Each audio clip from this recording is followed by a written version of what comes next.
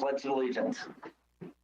I pledge allegiance to the flag of the United States of America and to the republic for which it stands, one nation, under God, indivisible, with liberty and justice for all. Thank you. Good morning, Commissioners, and I appreciate the call for this meeting to occur. I want to begin this discussion with an apology. My apology is that I think when we had our last meeting on this topic, it was abrupt in terms of some of the preparation and even consideration that we had to consider in a short amount of time, as I called that meeting on a Saturday. And then, of course, it was on Monday the 22nd. We talked about it as an emergency order at that point in time. Today, we're going to talk about it as a resolution. And this is a discussion that exists in 19 states now with mandatory mask discussions, mandates, and 17 Florida counties and 52 cities in Florida and all the major areas around us. I know we had a concern about enforcement, and some of those things we can certainly talk about as we get into this discussion, but I just am trying to set a bit of a tone because I'm going to have Dr. Jackson talk to us in just a minute to give us an update from her perspective. And but the enforcement process is an education process, and it is about, it's not been a big issue other than the rare social media ones that you might see from time to time. And broad exceptions exist in this. I know you've had a chance to take a look at this. So that's really the basis of which we do it. There's 22% of Lakeland citizens are 65 or older. That's about 24,000 Lakeland citizens in that category. And that doesn't include other vulnerable people that are younger than that. So when we're having this discussion, we're really certainly having it with that as somewhat of the target as we go along. And with that, Dr. Jackson, if you would like to kind of give us a state of affairs in terms of where we are on the health spectrum and the whys, I'd appreciate it. Thank you. Of course, my phone rings right at this particular moment. Sorry, whoever that is. Good morning, everybody. I very much appreciate the opportunity to speak before the commission. If you think I look haggard, it's because I am, because I don't like what I'm seeing numbers-wise in Polk County and what I'm hearing from people who've been impacted by this disease. It's been 15 weeks since our first COVID case in Polk County. Since that time, we've amassed over 4,000 people countywide who have contracted and been diagnosed with COVID. 40% of those over 4,000 have contracted COVID in the past week. Lakeland has had nearly 14. The numbers are somewhat staggering. And I'm really here to reinforce what you already know. COVID is not only widespread, but new cases have been escalating since mid-June. Like many areas in Florida, what we're seeing is a younger age demographic. We've shifted from a median age of around 54, probably 6 weeks ago. Our median age dipped down into the upper 30s a few days ago, and we're now at around 40. So we see a younger population that seems to be contracting the infection and being tested. The greatest number of cases currently are in those between 25 and 44 years of age. Likewise, unfortunately, we're seeing impacts on our hospitals. We are definitely seeing upticks in COVIDs going to the hospital. I had the opportunity to speak with Danielle Drummond this morning to get the status of Lakeland Regional. She reported that there were 92 individuals with COVID in Lakeland Regional this morning, 92 individuals. There are 37 with COVID in the intensive care unit and 14 are on ventilators. If you're asking if these numbers are increasing, the answer is yes. Her comment is that they are managing. I am fearful if we continue to have the uptick that we're having, that we will abut the ability of our hospitals to manage. So Part of the reason I'm here is to really talk again about what we need to do as individuals, as a community, and that's to again strive to flatten the curve. If you look at the numbers, less than 1% of Polk County residents have had COVID. If you extrapolate that and believe that that there are up to 10 times that number that have actually had the disease, we're looking at around 5% of Polk County have had COVID. That means 95% have not. And if we don't flatten the curve in the upward trajectory, we will very soon surpass the ability of our healthcare systems to support it and our infrastructure to support our communities, and very importantly, impact the health and well-being of our vulnerable populations. I'm pleased to be here before you as we're facing a holiday weekend. There's great fear and concern across the state about individuals' activities over the holiday weekend. So I would like to reinforce the message that's in the public health advisory released by the Department of Health a couple of weeks ago.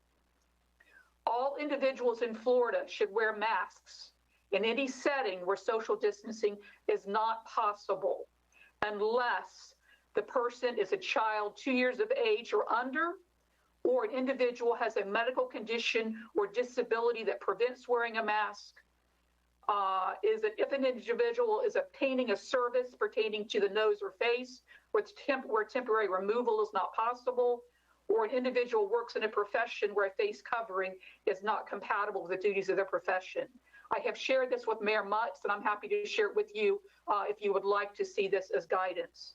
Additionally, very importantly now with this holiday weekend and with our uptick, all individuals over the age of 65 and all individuals of any age with high-risk conditions should limit personal interactions outside of the home and take all measures to limit the risk of exposure to COVID. All should refrain from participation in social or recreational gatherings of more than 50 people. For all gatherings of fewer than people, individuals should practice social distancing by maintaining a distance of at least 6 feet from each other. As my team investigates outbreaks in cases within our community, we're seeing an increased number of cases and outbreaks related to people sort of trusting that others don't have the disease, i.e. they go to a family gathering, they attend a social event. Not everybody with COVID feels sick, and not everybody with COVID looks sick. So my suggestion is that anytime you're around people you don't live with, that you be very cautious and wear masks, whether you're inside or outside. We do know that masks are effective. They are effective in reducing COVID transmission. So in conclusion, we are a long way from achieving community immunity to this infection.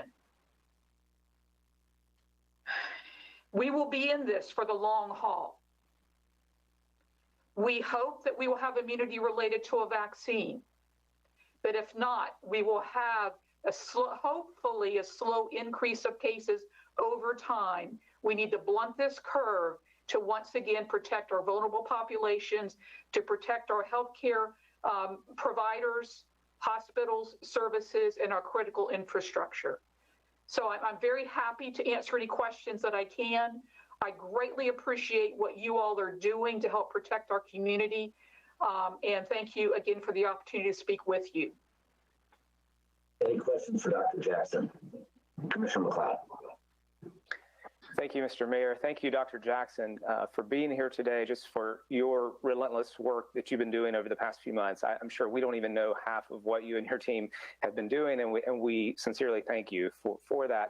And you kind of touched on this, but can you, in terms of the holiday weekend and family gatherings, and I think, you know, looking back to Memorial Day, we're kind of in a similar situation, and there may be a tendency for people to say, well, it's a gathering of fewer than 50 people, it's extended family. What are you advising right now? What should we be thinking? What should our residents be thinking as we go into July 4th? Thank you. First of all, if an individual is in a risk category based on age or health conditions, and there's going to be more people there than you immediately live with, my suggestion is you reconsider whether you should go, and my advice is that you not go. Again, 30 to 40% of people with COVID are likely asymptomatic or minimally symptomatic and able to transmit. Number two is there's some general phrases that if you're going to go to a small gathering, outside is better than inside. Fewer people is better than more people. Being farther apart is better than being closer together. And avoid hugs, handshakes, and any close personal interaction. So that the distancing is critically important, as is the wearing of masks. I'll tell you, when I'm around family and friends, I wear a mask all the time at work unless I'm sitting in my office. So I strongly, strongly encourage the wearing of masks and avoidance of anything where you are not sure that these people, that they don't live with you. Mr. Walker. Thank you, Mr. Mayor. And thank you again, Dr. Jackson, for, as my colleague said, for your relentless, work of doing what you do, your team, to support all of us here in our county regarding the health and welfare of our citizens. But it's just as I've heard from two other health care providers or administrators, I should say, and you, of course, on a county level. I have said before, even when I heard them talk, and we're knowing, of course, our city being, I guess, the larger municipal government, or municipality, I should say, here in the county, and having the numbers that we do see as far as those being positive tested and et cetera. But I'll ask this question again of you. I know we've been asked for our city and for our citizens here in our city, and that's where, of course, my concern should be. I see that firsthand. It should be for our citizens here and residents here in Lakeland. But what about the county? Have you, even on the county level, I can speak that to you because you're the county health department administrator when it comes to health and that kind of thing. We've spoken to our county as well, because I'm looking at if we would go with something like this today, that should be the case.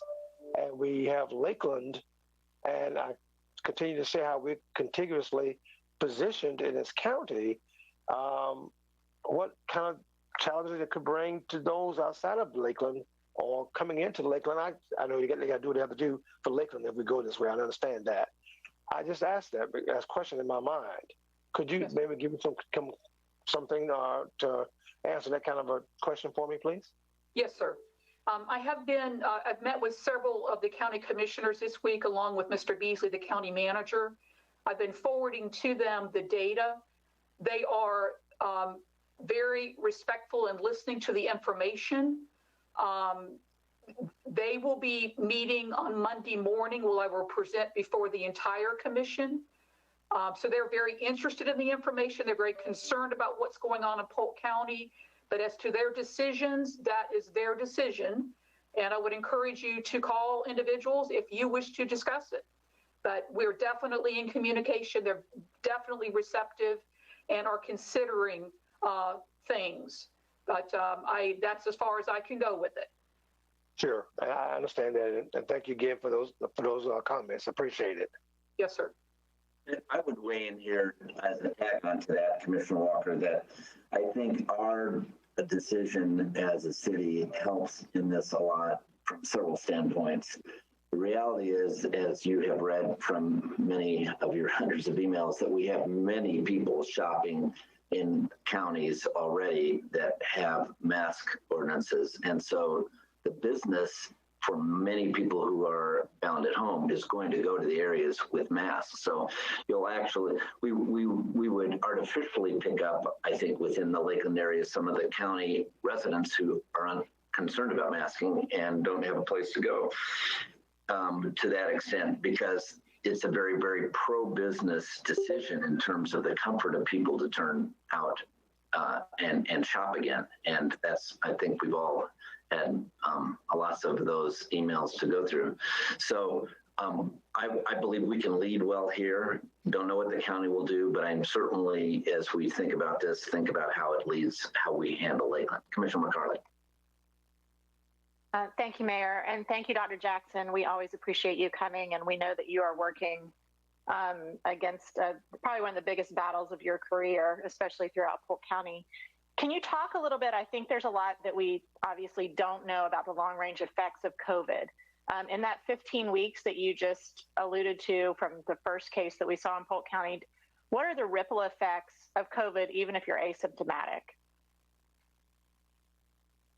I think that if individuals who are asymptomatic, I have not heard or read of long-term sequelae, but there's a great deal of research occurring with this right now with case studies and case monitoring over time.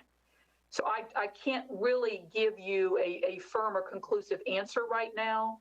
All I can say that there are concerns. You know, I see things regarding individual cases where people having prolonged or protracted symptoms post-COVID, but I don't have enough of the evidence to tell you exactly what that looks like. But that's certainly something we're going to all be watching over time. Well, and I think that's critical to the discussion because we don't know, and we don't know if immune systems are going to be compromised at the end of this, even in mild cases. So I think the public really needs to understand this is not a common flu. This is not something we've ever seen before, and it's going to be probably several more months to figure out what those ripple effects are. Yes, ma'am. I agree. Thank you. Some of which can include even subsequent operations that people have to sustain. Any comment on that, Dr. Jackson? I'm sorry, I couldn't hear what you said. Well, which is even a consideration for a future operation that somebody may have on another related problem. Any comment on that? Oh, absolutely. We've handled a number of calls from county, different departments, from cities, from law enforcement with guidelines regarding staff that have been exposed, and a few that have contracted. A lot of it has been related to exposures, and a lot of exposures are occurring from weekend activities. So we try to work closely with decision makers about how to deal with individual staff members and even whole sections. And in speaking to Mr. Beasley a few days ago, there definitely seems some impact at the county. I'm not aware that any services are being stopped, but there definitely is some impact on our infrastructure and our ability to maintain services. So again, that's one of my three critical points: is we've got to protect our infrastructure, we've got to protect our healthcare systems, and we've got to protect our vulnerable populations.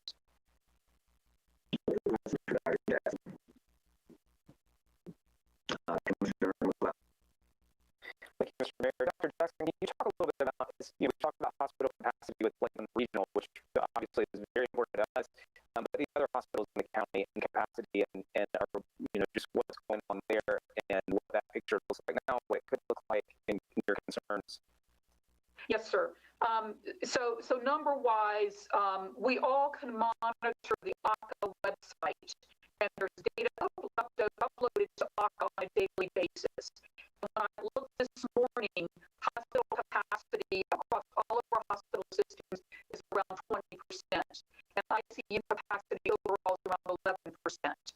And these numbers are a little lower than what they've been in the past few weeks, but I do have a call every Thursday from all of our hospital systems. We've been meeting weekly since March to sort of see what is going on, so I'll be very interested in the call today. But I am concerned about all of our hospitals and their ability to meet what I think we're beginning to see a bit of a surge. In addition, there is some discussion about Dr. Jackson about having district loads. I know Jackson and Miami is about full at the present time, but they're into other areas. Yes, sir. I'm starting to hear that as well. So is that concerned about is what we have to get from other communities? I have not heard, I'm not necessarily privy to the conversation, but I've not heard that we've been requested to receive any. I think those calls would come directly from emergency management, but I am not aware of any of that.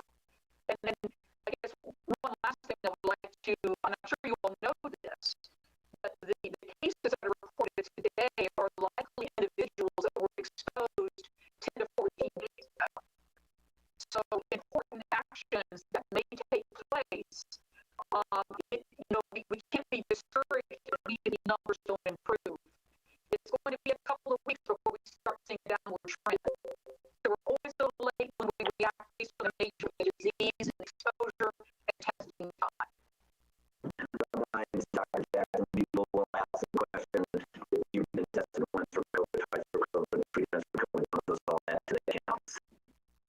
It depends on where you're looking. If you look at the Department of Health dashboard, it says that these tests are for individuals who test positive for the first time.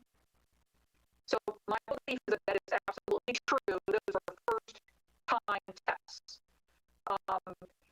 Also, the Department of Health is going to start reporting and also antigen testing.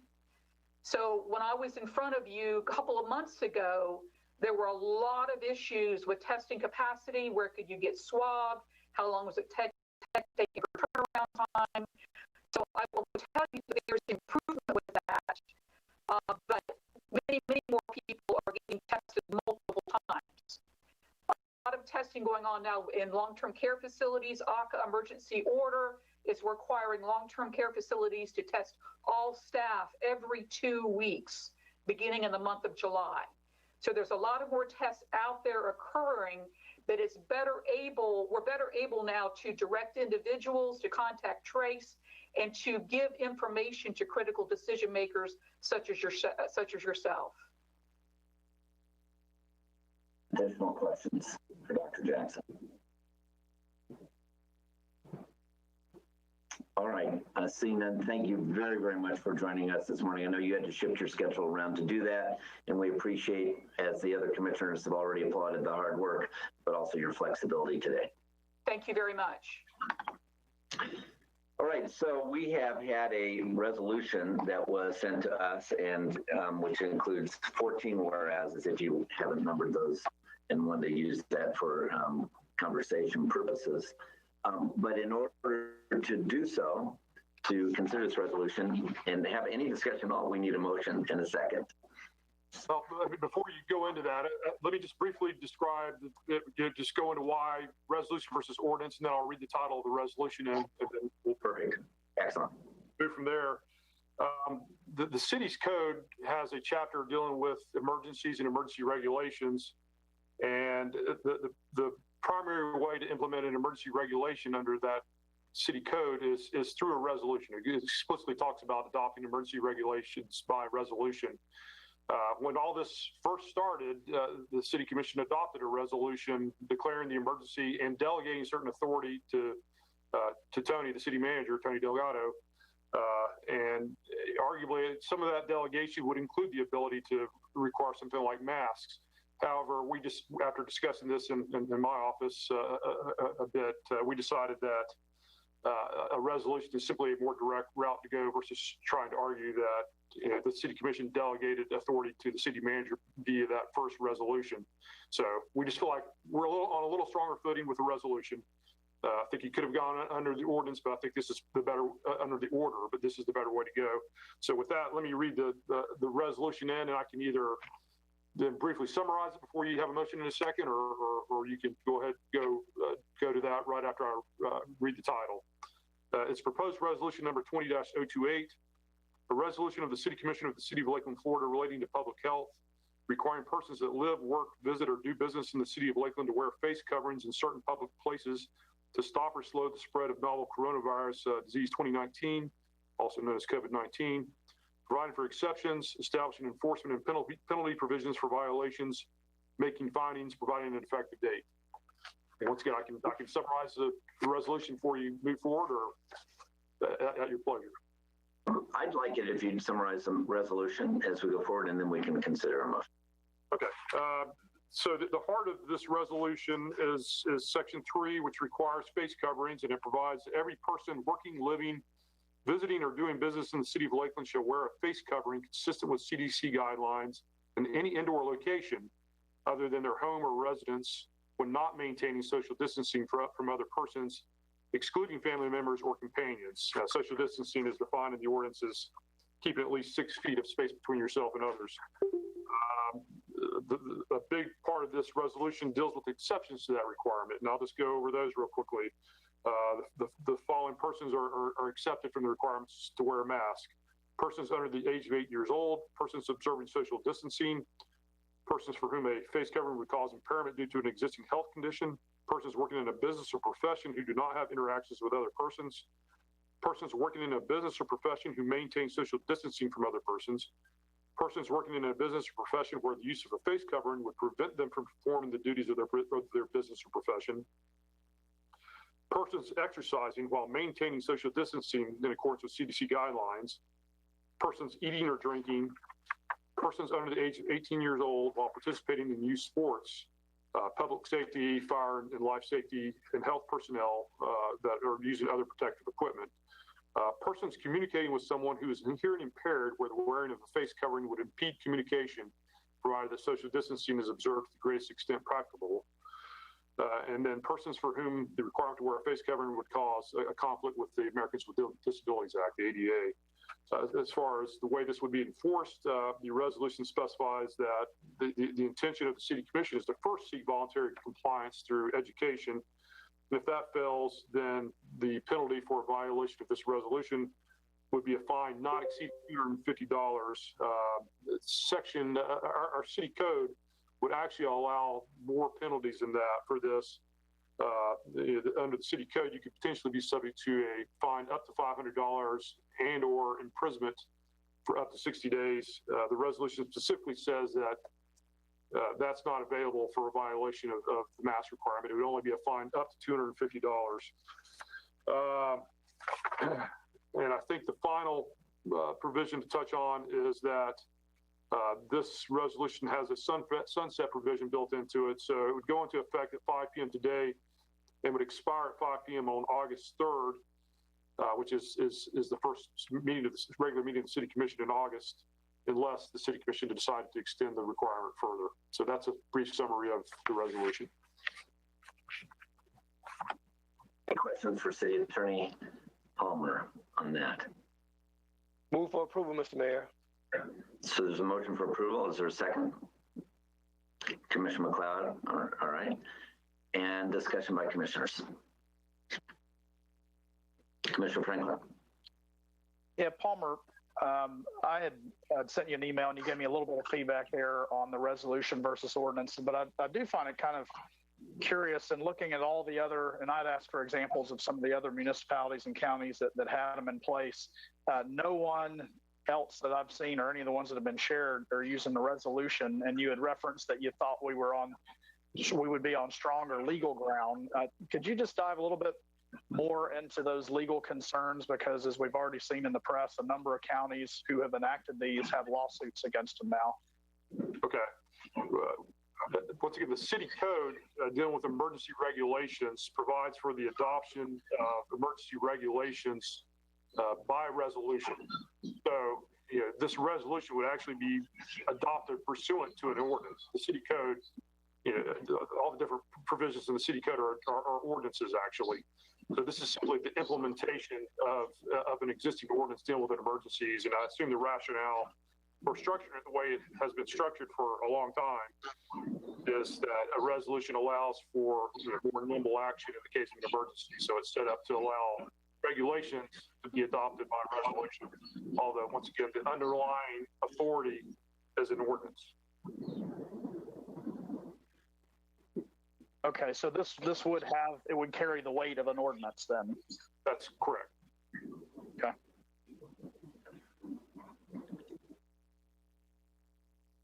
You're muted, Mr. Mayor. Commissioner McLeod. I was just going to say that you were muted. Sorry, and Commissioner Walker. I think Commissioner Madden's hand was up first, but ladies first, I guess your hand was up first. If not, I could talk. I just want to make sure I give you the privilege because your hand was up first, Commissioner Madden. I actually saw yours, so I apologize. But I'll be happy to do that, Commissioner Madden. I'll go after her, Mr. Mayor. If that's we should do that way. Thank you, Commissioner Walker, and thank you, Mayor. And thank you, Mayor, for acknowledging at the beginning of this meeting that part of the deer in the headlight look from many of my colleagues and probably myself last Monday was a day and a half turnaround, was not a lot of time to grapple with something like this. And I do want to say that I was very moved by our healthcare providers last Monday. I think that the example that I used about looking at a hurricane hitting other places, and then realizing, wow, I think the cone of the hurricane's on Lakeland now, and the urgency that I felt, and the speed at which you prepare and the things that you do when the cone's on your city versus when it's elsewhere. And I kind of spent a lot of time watching war movies this past week because my 18-year-old had reconstructive surgery on his ACL. And I would just pop in here and there to check on him. And I sat down on the time when they were talking about Pearl Harbor. And, the day of Pearl Harbor that morning, they had been watching a world war in faraway places. Like we've been watching a pandemic hit faraway places. But that morning, someone had sighted a submarine in Pearl Harbor, and they didn't act on it. And I felt like last week when we heard from our local healthcare providers, we were given information that the threat might be closer to us than we thought before. And I know people are tired of shutdowns, but I really agreed with Dr. Ockinger that wearing masks is certainly a much less expensive and easier mitigation strategy than another shutdown. And I think we went from a complete shutdown to que sera, sera, just so glad we were open. And I know we need to have a balance. And I know if we're in a long-term plan for recovery, we have to have mitigation strategies, tools in our toolbox to be able to make sure we protect people here in Lakeland. And so I really feel like this is the least that we can do. I'm so proud of all of the citizens for getting engaged, trying to calm down and not be as polarized or making this a partisan issue, but sending us science from all sides on the efficacy of face masks to, concerns about people with health conditions having to wear face masks, to the erosion of our natural rights that the founders fought, bled, and died to give us, which I think people know based on my record. I was willing to be the lone voter to keep our parks open, to be able to have the right to exercise. But to me, if it's our city and we have real community spread and we're in a state of emergency and we have taken the time in the last 2 weeks to say, let's make sure we're in line with what is nimble and responsive to our local spread, to make sure our local hospitals have the capacity they need to take care of folks, which is what we wanted to do all along with slow the spread. To me, it's not, I think that the science has proven that it's not about protecting the wearer as much. And if it's about protecting the wearer, then maybe it is personal choice. It's really that it protects our breath from polluting the airs and infecting the people. And so there it is really a measure of protecting the citizenry at large to require the face mask. So I've been up at night and I've been answering hundreds of emails, and I've tried to think about this from every side possible. And I'm a freedom fighter, and I don't like when rights are taken away myself. But to me, we've been given a signal that there might be a submarine in our harbor today. And you know what? Thank God on Pearl Harbor, there were aircraft carriers that weren't in that harbor that day so that we can continue the war and fight and win. So if we use masks and we begin to adopt it on a widespread, it's not a panacea, but if it helps protect people from dying in Lakeland, Florida, if it helps our citizenry take this a little more seriously, to know that we are having real community spread right now, then I will be voting yes today. Thank you, Commissioner Madden. Commissioner Walker. Well, thank you, Mr. Mayor. And I think a couple of things I heard Commissioner Madden mention was a concern of mine, one of which I think you started out in the meeting, as you did, and apologize for meeting when we first, at the initial meeting, of having this particular discussion of this particular subject matter, because as you said, getting noticed almost on a Saturday and then Monday, trying to delve into what we were hearing kind of left me with some concerns, especially the way the actual mandate, as we'll call it, was being presented. And I have my challenge with, a couple, 2 or 3 areas of that mandate, one of which I think has been addressed now, which has to do with the longevity of the actual time period. And of course, seeing that being, of course, changed or modified to what the current resolution calls for.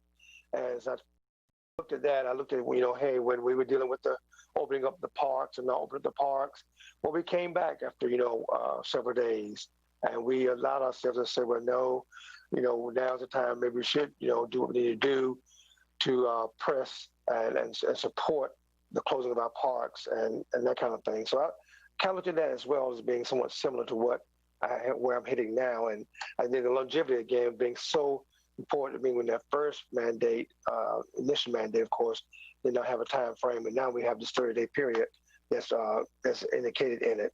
The second thing, of course, was the enforcement that I had a challenge with. And then I shared with different ones of our staff, Mr. Delgado, our city manager, and of course the city attorney, and talking with how can we best not have, which I would not want to see anyone from our law enforcement officers to be involved with a particular challenge is trying to be the enforcer, for lack of a better word. But I know too that hopefully if something like this would pass, that people would be considerate to know what's been asked. And then when I found out we don't have the manpower to support it through things such as code enforcement because of our lack of code enforcement or manpower, I guess, right now, and where we're having some people who have to double up on some responsible duties now, as I learned in the last few days about that situation regarding enforcement. But now what's really I guess, came very much to hit home for me was when I got a call from a couple of senior pastors in our city who I very much look up to.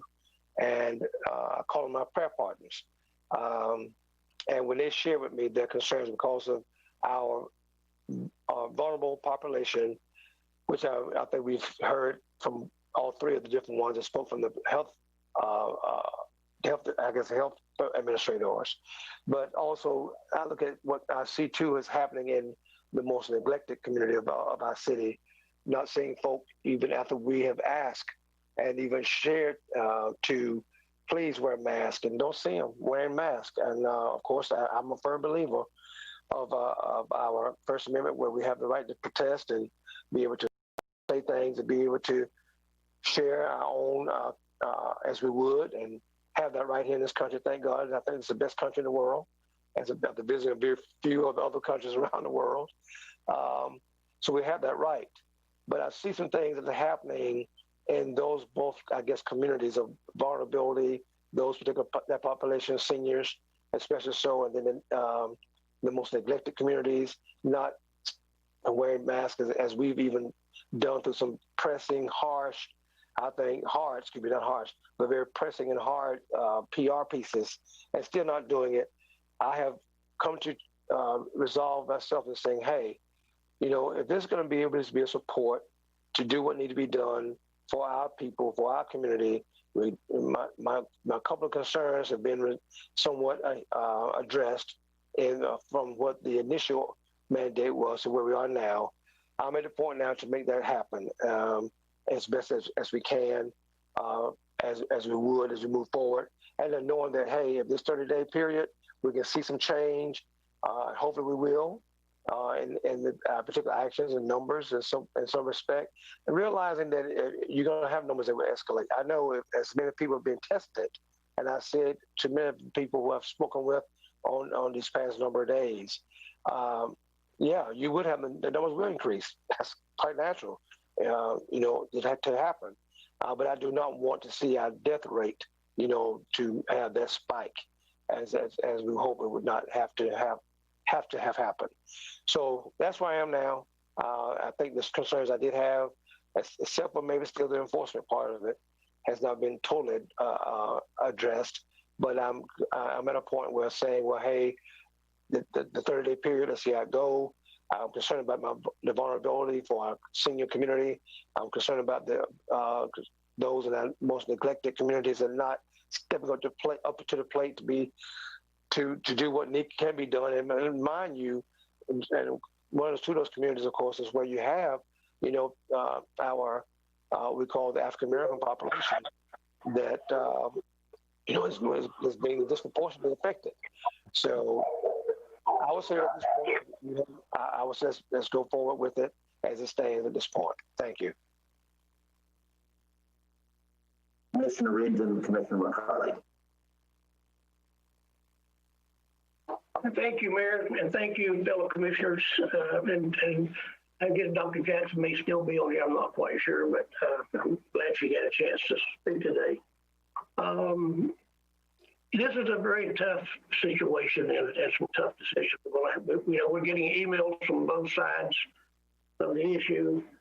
And of course, again, I had really hoped that we would wait a little bit longer to get some data from our surrounding neighbors to see what their data showed in reference to masks.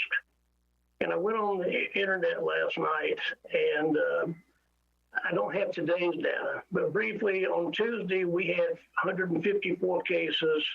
Wednesday, we had 212, which is a 35% increase. Orlando on Tuesday had 300 positive cases, 550 on Wednesday, which is a 50% increase, and they wear masks. Hillsborough County had 429 on Tuesday, 713 on Wednesday, 284 positive increase, which is a 65%. They wear masks. Pinellas County has 227 cases on Tuesday, 374 on Wednesday, which is 55% increase. There again, when all this started, I took it upon myself to become an expert in masks. I think I've chastised you guys a little bit sometimes, but if you see this thing I'm holding up right here, the audience can't see it. This is a joke. This is made for sterile in areas. If it gets wet, you need about 1,000 of them for a month. You got to replace them about every 30 days. How do I mute it? Pardon me? This one, a homemade one, is not much better.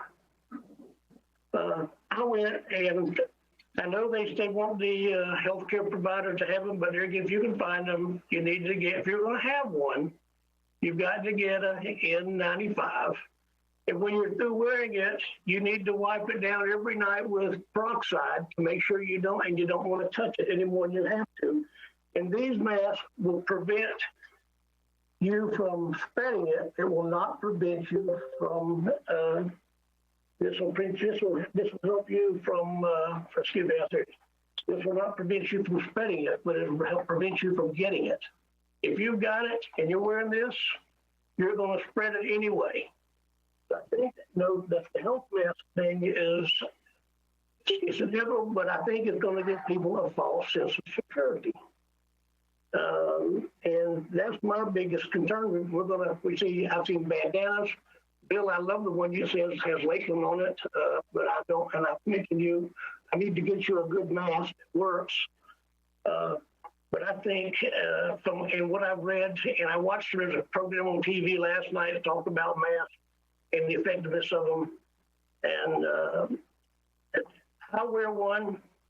I've got some hand sanitizer I keep in my desk. I keep it on my car. I wipe the door down. I wash my driver's steering wheel, my phone, my keys. I'm a vulnerable person. Unfortunately, I think I'm in good health, but I'm at the age where I might terminate if I were to get it. But that's my biggest issue. I think if we're going to give people a false sense of hope, if they're wearing a mask, especially if it's not worn, and these aren't cheap, and we don't have the capability of supplying to everybody. I get a lot of calls about it, so I'm having a hard time. I'm probably not going to vote for it today. Thank you, Mayor. And actually, to segue onto what Commissioner Reed just said, I just want to remind people that it's been 10 days since we talked about this last Monday. So 10 days is kind of a short amount of time. Mayor, thank you for acknowledging that was a quick turnaround that weekend to come into a meeting. And like Commissioner Madden said, I think we were all sort of on our heels a little bit and reactionary versus being a little bit more proactive. And just to Miss Commissioner Reed's point really quick, those other mask mandates happened in the last week as well. So we're not going to see, it's a 10 to 14 day incubation time. You're not going to see some drastic drop in infection rates or testing rates because it takes that much time to be to see if you have it and if it's incubated and to become ill or show symptoms or even be asymptomatic from a test. So that's one of the hard things with this is we all want an immediate answer. We're very, as Commissioner Madden said, we're tired. We've homeschooled for 3 months. We've been sequestered for 3 months. And then now we've opened things back up. And we just want, as Americans, we just want to get back to normal, whatever that looks like. And unfortunately, this virus is going to be with us for quite some time. And that normal that we used to know, just like I said a few weeks ago, you know, it's not normal to go to the airport anymore. It hasn't been normal to go to the airport since 2001 when everything shifted. And so this is the same thing. We're going to have to live with this virus for a bit. There's no guarantee that the mask, I agree with, a little bit with Commissioner Reed that might give a false sense of hope. We still have to be diligent in social distancing if this passes. You have to continue to take care of your family. If you're in a vulnerable population, a mask is not going to make you Superman. It's not going to keep you protected, that you'll never get sick. Or anything like that will happen, but it's one more tool in the arsenal against COVID. So I think it's really important to remember that this is a myriad of things that have to come together to protect us as a society, and this is a public health issue. If you look at the collaborative countries like Taiwan and New Zealand, granted, that are much more small in population compared to us, even in the state of Florida, they have very low numbers because they're a collaborative society and they didn't have to shut down their economies. Both of those economies continue to run. But they did take precautions. They did have, temperature checks. They did wear masks when they're on public transportation. So they took some measures that didn't absolutely decimate their businesses. And I think that the mask, this is the least that we can do in support of our businesses and our economy, as well as one another. And really, for me, this has been the whole time. I've worn a mask since March when I've gone to Publix. When other people, I had friends in Publix in beginning of April look at me like I was a crazy person for having a mask on. But I have a child that has respiratory issues. I have a mom that lives down the street that I care to see every day and want to make sure that she's healthy. So I wore a mask to protect my family. I bleached my door handles. I wiped everything down. I have sanitizer in my car. So although I understand that this is intrusive on people, for me personally, and this is what I've said in the emails that I have responded to, I've always worn a mask because I want to be a good neighbor and I want to have manners and support the people that I care about in Lakeland and in this community. And again, I was looked at like a crazy person. I was looked at like a crazy person when on one Monday in April, I said we should shut the parks down. And then we came back together 2 days later, and then we all agreed to shut the parks down. So I feel like this is a moral imperative that we consider one another. I like that there is a time frame on it, just like we've had a step back to get business back in Lakeland, where we have stage 1, stage 2, stage 3. And by the way, as Dr. Jackson said this morning, we're 15 weeks into this. That's from our first case. That's not from when we started talking about in January and February and people continue to travel out of the country. So I think, I know we're all frustrated. I know we're tired. We're tired of our kids not being able to enjoy their senior year. We're tired of the ACT and SAT getting canceled because that's going to hinder the future of our students going to college next year. We're tired of all of this, but we're going to be more tired if we don't do something about it now and look out in the next 30 days and hope to see some changes in the numbers and a flattening of the curve. If we have to continue to do this into the fall, we've never seen a tired like that. So for me, this is something that I've wrestled with because I understand the people that are calling I have friends that have asthma. Wearing a mask is a hindrance. But the wording of this resolution is helpful to me. So I appreciate the diligence from Palmer and the mayor and working on that language. I like that we had a little bit longer to see, but just let me echo to the public once again. If we mandate this mask today at 5 o'clock, you are not going to see a decrease in numbers tomorrow. You're not going to see a decrease in numbers next Friday. You might see a decrease 2 to 3 weeks from now, or at least a leveling off that we're not seeing the peaks. So this has been, I commend all of my fellow commissioners.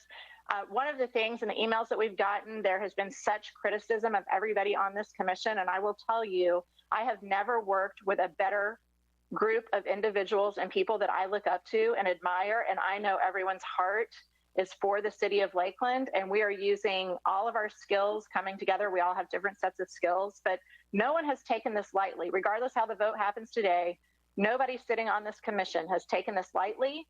No one has ignored medical professionals. No one has deemed that they know better. This is the most thoughtful group of individuals I've had the pleasure to work with in my career. And I'm not a career politician, but in other facets of my career. And I appreciate everybody here.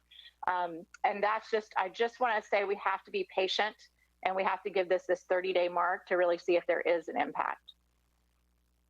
I appreciate that comment, sir, Commissioner McCarley, because I feel like, and I have affirmed this, by the way, in all my responses to anyone that I work with, a commission that I know cares about people. It's not a concern of mine at all. And I felt like that juxtaposed you unintentionally as one who did not. And so that's why the apology of putting you in that position is so important to me. I just saw Commissioner McLeod, was that your hand? Yes, thank you, Mr. Mayor. Thank you for your comments at the beginning of this meeting. And I concur with what Commissioner McCarley said. And I was thinking that yesterday, that this commission is one of probably the most talented teams that I've been a part of in terms of diversity of thought and strategic and critical thinking and passionate opinions, and bringing that to the table. And I think that's what we saw in you from the beginning, Mr. Mayor, and I certainly don't fault you for that at all. And so I do think the shifting advice on this has made this a harder public debate. If you go back to the beginning with CDC and World Health Organization, U.S. Surgeon General advising people outside of healthcare not to wear masks, and now that's a 180, not only recommending everyone wear them, but sort of an expectation that government step in and mandate it. And I think that's hard for a lot of people. We've seen that in the messages that have come our way. I also think, and I know, I believe many of us would agree, there's been some great work that's being done right now in our community to have a community-led effort to encourage people to wear masks, to rethink this. And I just applaud those organizations that are out there and have been doing that, including our own communications department. However, I've decided to support this resolution, and I know there are people out there who have real concerns about government overreach. And I would ask them just to stay with us for a minute, because I know this commission has those concerns as well. We have voiced that, and we take that seriously when we think about a new, whether it's a resolution, ordinance, or a law. How does that affect people's lives? And I think we should. I think that is our role, to make sure that we're trying to keep government power in check. I mean, Commissioner Madden mentioned being a freedom fighter and willing to take a stand to keep trails open and be the lone voice in that. And so that is a big part of our thinking, and I want people to know that. For me, in hearing Dr. Jackson this morning and just in conversations with Lakeland Regional leadership this week, hearing their concern about hospital capacity. Yes, there's rising test numbers, and we can debate that a lot, but the real and urgent concern about being able to manage all of this. And so I kind of look at the month of July as where we were in March, as this message to try and slow the spread. I don't want to look back in August or September and think we could have maybe done more. I know there's a lot of uncertainty that we're operating in here. For many people, this has been a black and white issue, and I think there's a lot of gray area. And I think as leaders, as elected officials, our job is to operate in that gray area and try to find a solution out of that. I think the changes that have been made have been very thoughtful. Colleagues have mentioned the time frame that we would have to vote to extend it. I think that gives people some reassurance that we're not just putting out an open-ended resolution or ordinance or requirement, that we will revisit this and it will require us to vote to extend that. I also think the increase in the age limit for children, that requirement, I think that's a good change that we've seen other, Mr. Mayor, you're laughing, but the original order, just to remind people, said any child over the age of 2. And I mean, I have a 3-year-old, and I've talked to a lot of families who said, Chad, like there's no way, 3 and 4-year-old, although I do know Assistant City Manager Emily Colon said I believe 4-year-old is wearing a mask faithfully. So maybe she has some tips for those of us who have younger children. But I like the revision to 8 and older in this one, and that makes it easier for me to support this one. I do think the continued community campaign is essential in this, and it's not just this resolution, and that's the full force of it, but encourage the work, the Love Lakeland Mask Up campaign and Lakeland Volunteers in Medicine, the videos, all of that is part of this effort, and my view works in tandem with this. So having said that, even if there are people out there and this is not what you don't see it as a perfect policy solution, I hear you, but I would ask you to come alongside us in this. We need everybody in the community working together in this. I know that. Caller 21. Commissioner Franklin. Thank you, Mayor, and I appreciate all the comments of my colleagues. I kind of got out early last week, and I appreciate the opportunity to listen to all of you before weighing in today. I think in the 3 years now almost that I've been on the commission, this is clearly the most difficult decision we face. We've had some tough ones before, but none that have been of this magnitude, this divisive among the community, and potentially with such long-reaching impacts. But it's a tough one, and I'm glad that I get to serve with the body that we have, because I do agree that it's a very collaborative group. We bring a lot of different perspectives to the table. I think what is being proposed today is miles and miles beyond and improved over what was presented last week. But I still have a lot of challenges with it, and I'll tell you why. I am a firm believer in personal responsibility. I think a lot of the uptick that we're seeing now, I think even all the medical professionals I've spoken with is, when we started coming out of our lockdown, we threw caution to the wind. I say we kind of collectively as across the country, and we're reaping now what we've sown in that time. I think some of the governor's measures now of stopping the selling of alcohol, serving in bars, is a good step towards that. We saw a lot of abuse. We saw a lot of people that had people been responsible when they first got that taste of freedom, I don't think we would be here where we are today. And that's at the individual level, and also businesses who didn't act responsibly and abused the opportunity to have their doors open again by allowing people to misbehave. And that's having some tragic consequences. I personally carry a mask with me everywhere I go. I'm not anti-mask. I do think there's issues with certain people that shouldn't have to wear them. But I evaluate the situation whenever I go into an environment, and I decide personally whether I'll wear that mask or not. I thought it was interesting that Commissioner Madden's analogy there to Pearl Harbor, because I was thinking about Pearl Harbor a little bit too over the weekend. I wasn't watching movies, but it reminded me of a time when, now we look back and we know more of the story on that time. There were spies out in the community, in the Pearl Harbor community before those attacks. There were Japanese spies. We now know it. We've got all the records about it. And we were very quick after the Japanese bombing of Pearl Harbor to round up Japanese Americans all over the country and throw them in internment camps. And I think it was a shameful episode in our country's history. And we have a long history of an unfortunate history. Our worst behavior as Americans have come along when we've trampled the very freedom that our country was created upon. Another example, I wasn't alive during the Cuban Missile Crisis, but I do remember very vividly having to do the drills when I was a kid of getting underneath our school desk and having the air raid horns blaring and that kind of thing. And that wasn't just a personal threat to health. That was an existential threat to all of humanity. And yet we look back in that time, and that again is one of our most shameful times when we have the Red Scare, McCarthyism, and how quick we were out of a period of panic and fear to immediately go to throwing out our constitutional rights. And it is concerning to me that that's where we as a society tend to go when things get tough. If we really wanted to be doing every single thing we could right now to stop this disease, We could do a lot of things that some of the countries that we don't want to be like are doing. We could put trackers on everyone's cell phone and tell exactly where they've gone, and immediately someone pops positive, we could track where they've been and go to those places and lock them down. And as we saw in China, haul people out of their homes and put them in COVID camps and get them away from everyone. But we know that's not a responsible thing to do. And I know that's a radical extreme from what we're talking about here today. But obviously this measure is going to pass today. I still support doing everything we can do to keep up our campaign of communication, of acting responsibly. But I cannot stand by a mandate for this. I just don't think it's right. And I think it's one of these things that I personally believe that the refocus on social distancing, keeping our separation, being more mindful, we are going to see an improvement in time. And as Commissioner McCarley said, it's not going to happen tomorrow. It's going to happen whether we have a mask mandate or not. But I just can't support this. Any other comments by Commissioner Walker?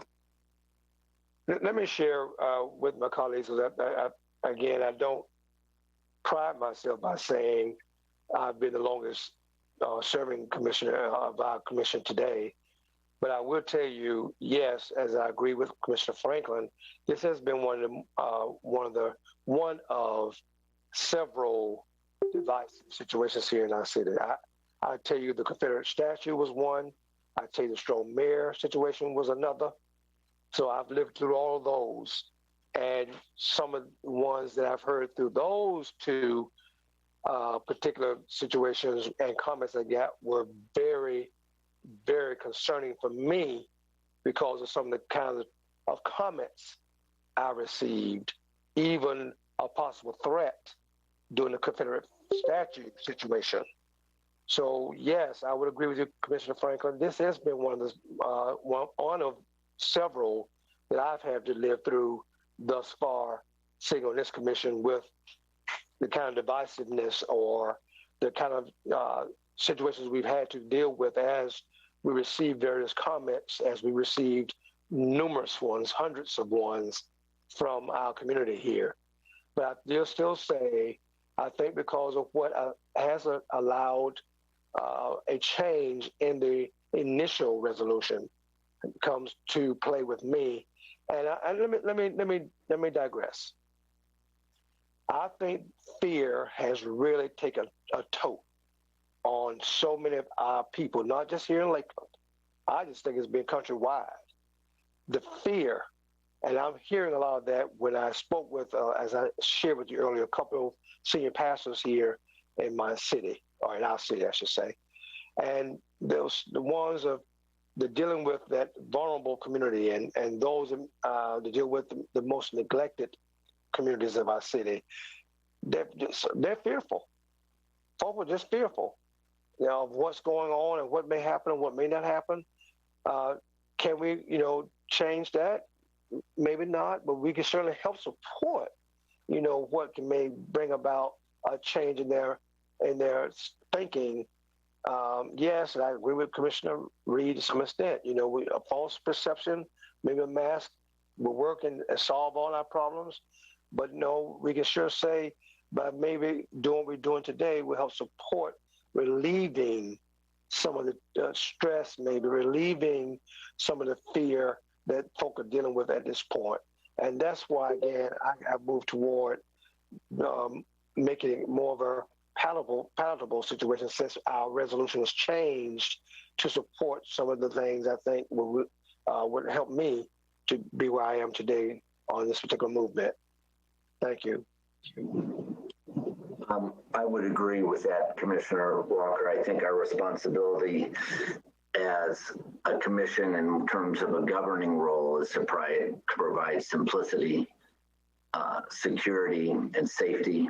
All three of those things. In terms of the simplicity is that there's 3 CDC mandates: social distancing, masks, and hand washing, that are the things that are have the most efficacy. On the security, your pastors want to be able to know that people feel protected. It's tripled my time to buy anything in a store during these last 10 days. I cannot tell you the number of both business owners pastors as well as people in stores that say, we need to know that we're safe going out and walking, so and shopping and doing what we're doing. And then, as I mentioned earlier when we started this, we have people driving to Hillsborough County every day to shop because that's where they feel safe. This is a pro-business, pro-healthcare, pro-first responders decision.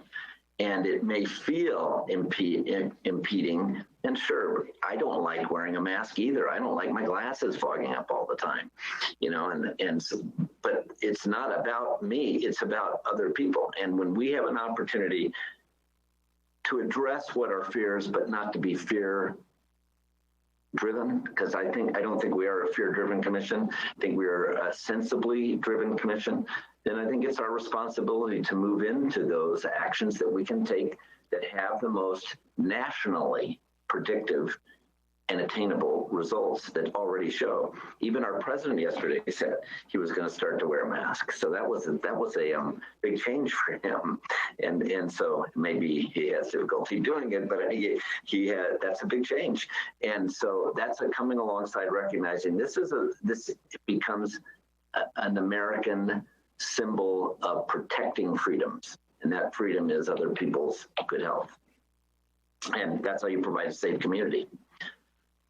Other commissioners, Commissioner McLeod. Thank you. And just to add to that about the economic message, I've heard early on in this discussion, there were a number of small businesses who rightfully had concerns about enforcement. How is this going to work? I feel like I'm hearing more who will take challenges with enforcement versus another shutdown. And so if this is a measure we can take, and I've heard Commissioner Madden voice that as well, you'd rather have to struggle through a requirement for people to wear a mask and it's maybe imperfect, as opposed to shutting businesses down again, because so many would not survive a second shutdown. And so the more that I've thought through that, that really has become an important point. And so I appreciate you mentioning, Mr. Mayor, that it's pro-economic in terms of a policy. All right. Any other comments by commissioners? Commissioner Reed. Thank you. Again, it looks like it's going to pass, and that's not a bad thing. Again, like I say, I wear a mask. I encourage everybody to wear a mask to protect themselves. They're going to spread it if they've got it, but it will protect you from getting it. I would hope we would continue our educational process to expand on that, because again, that's critical. But in reference to what Sarah said, I think August 3rd, I think we're going to see the numbers to continue to go up. This is not going to be August, September. We're going to be going all the way through October, November before we're going to see a decrease, I think, because of the number of testing we're doing. And so I don't anticipate anybody think this is going to be over anytime soon. And when the flu season comes back, we're going to do the same. We'll be right back here next year doing the same thing. But please wear a mask, get a good mask, and take all precautions you can. You can only be responsible for protecting yourself. Regardless if somebody else has got a mask on, they're not looking out for your interest technically. You should be looking out for their own, which is the only way. You got to take care of yourself, number one. So. Yes, sir. Thank you. Any other commissioner comments before we go to callers? Our callers are going to be limited to 2 minutes, and we'll give you kind of a 30-second bump to let you know that. Thank you.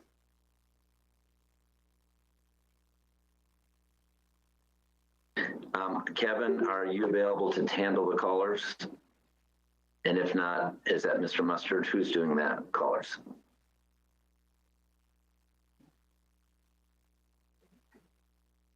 Yes, sir. Are you ready?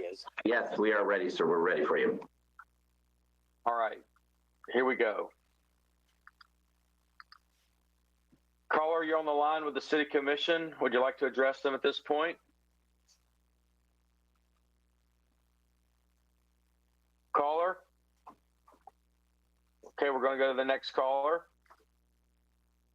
I would like to remind all those callers as well, we have a number of callers on the line, so what we're going to have to do, you're all muted, and then I'm going to unmute one at a time, so everyone speak, and then we will hear you, okay?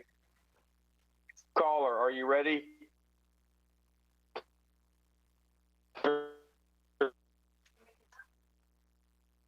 Caller, you're on the line. Okay, we're just going to keep going down. We'll come back to them. Caller, you're on the line with the City Commission. Would you like to address them now? I would. Can you hear me clearly? That's you. Go ahead. All right. First off, I want to thank you guys for your time today. Yep, thank you guys for your time today. Just wanted to address a couple of things I think that are concerning a lot of people. First off, talking about the efficiency of the masks and whether or not they work. It's my understanding that in order to filter out the COVID-19 virus, you need a 0.01 micron mask. Most masks that are being sold are not even close to that. They're 0.03, 0.05, and so on and so on. Another thing showing is that the World Health Organization came out a couple weeks ago and stated that they don't have one single case of an asymptomatic carrier in the entire world. There's not one person in this world who is an asymptomatic carrier who can carry the COVID-19 virus and not have any symptoms. So this notion that there's a bunch of carriers walking around that are completely healthy people and don't have any signs is not founded in science, and it's been refuted by the World Health Organization. Second off, I just wanted to say also that, there's also data showing that 80% of COVID-19 cases are coming back false positive. They're also labeling the influenza viruses that are happening normally every year as COVID-19. And many people are getting multiple tests from the same person who are inflating the numbers. I wanted to be a lot more angry about what you guys have passed today, and I am very angry. I won't be wearing a mask ever, and I'll be taking my business out of the city. And, for all of you who voted yes, you've betrayed your city and you've betrayed your country. It's a really ugly thing that you've done right before the weekend of our nation's birth, of our independence. This doesn't celebrate our independence at all, and it's a mandate that I will ever follow. I don't care about your fines. I don't care about your mandate or any of it. So good luck enforcing it. Thank you.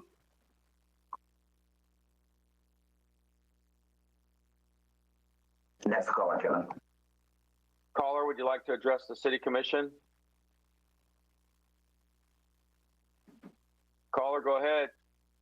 Okay, we're just going to keep going down the line. Mayor, can I ask a question? Sure. Hello? Am I on? Yeah, stand by just 1 second, please. Stand by just 1 second, please. Commissioner Franklin? I know it's a strange world we're in with these Zoom meetings, but if we were in a live meeting and we have people come speak before the commission, they are required to identify themselves. I think we should have the same requirement here. Okay, that's fair. City Attorney Davis? Yeah, I think you have the right to do that. Okay, so caller, if you'll identify your name, and then your 2 minutes will begin. Am I on? Hello? Hello? Yes. Hello? Yes, you are. You're on. I am on now? Yes. Hello? Okay, Yes, this sir. is Reverend Paul Arms, okay? And I agree with the previous caller. This stuff is on bad science. The masks do not work. There's so much propaganda and intimidation by the medical community that it is pathetic. They're changing the narrative all the time. It's like a fishing expedition. And what the city council, what the commissioners are doing is horrible. And you're showing fear. And you're telling us all in the name of liberty. You're cowering in fear. And so you don't have the fortitude, the spiritual fortitude to stand up and understand that it's bad science, propaganda, intimidation, and these are the things that cower people to lose their liberties. And so where's the fear of God? Because you'll stand before God to make these decisions, and you're owning up to what a lot of disinformation is saying. And so the previous caller gave you a lot of good information. And you don't make laws on bad information, period. You can't do it. It becomes oppressive to the people. And so you're going to have a reaction, and people are going to get sick from wearing the mask. And like Commissioner Reed said, the masks he has are useless. And the COVID goes through the N95 mask. And so this is medical science. And so we're making these attempts to fearfully protect, and they're not going to work. And so I totally disagree. I'm very disappointed in the city. I appreciate Commissioner Franklin and Mr. Evans. Please stand up and vote no. Thank you. Thank you very much. All right.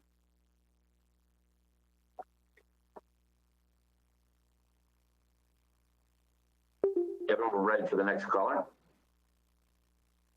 Caller, please identify yourself and address the City Commission. Yes, my name is Michael Schwam. Can you hear me?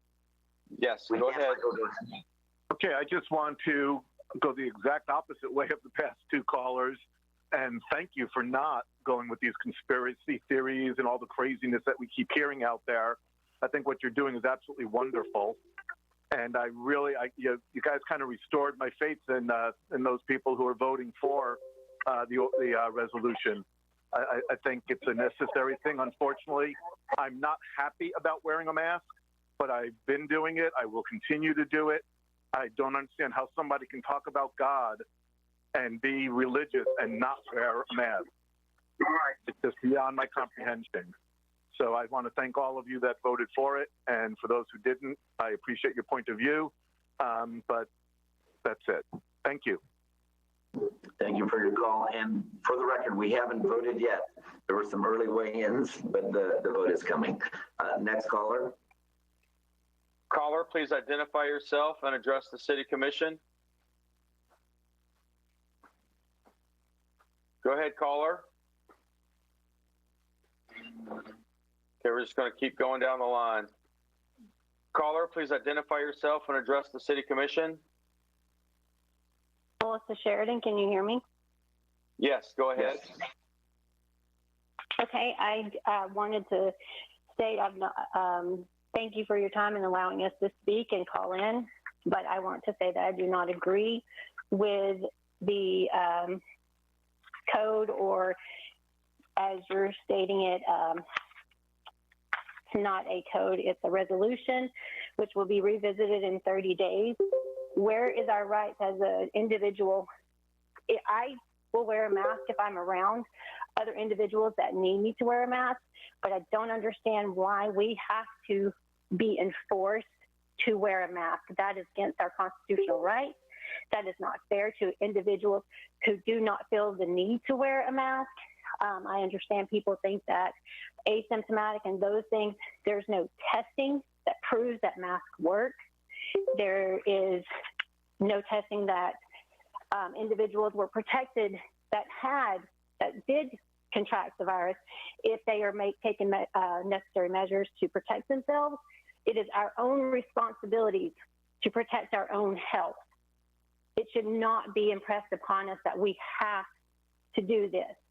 I don't understand why we are not enforcing people to take care of their own health if you're going to enforce people to have to wear masks individually.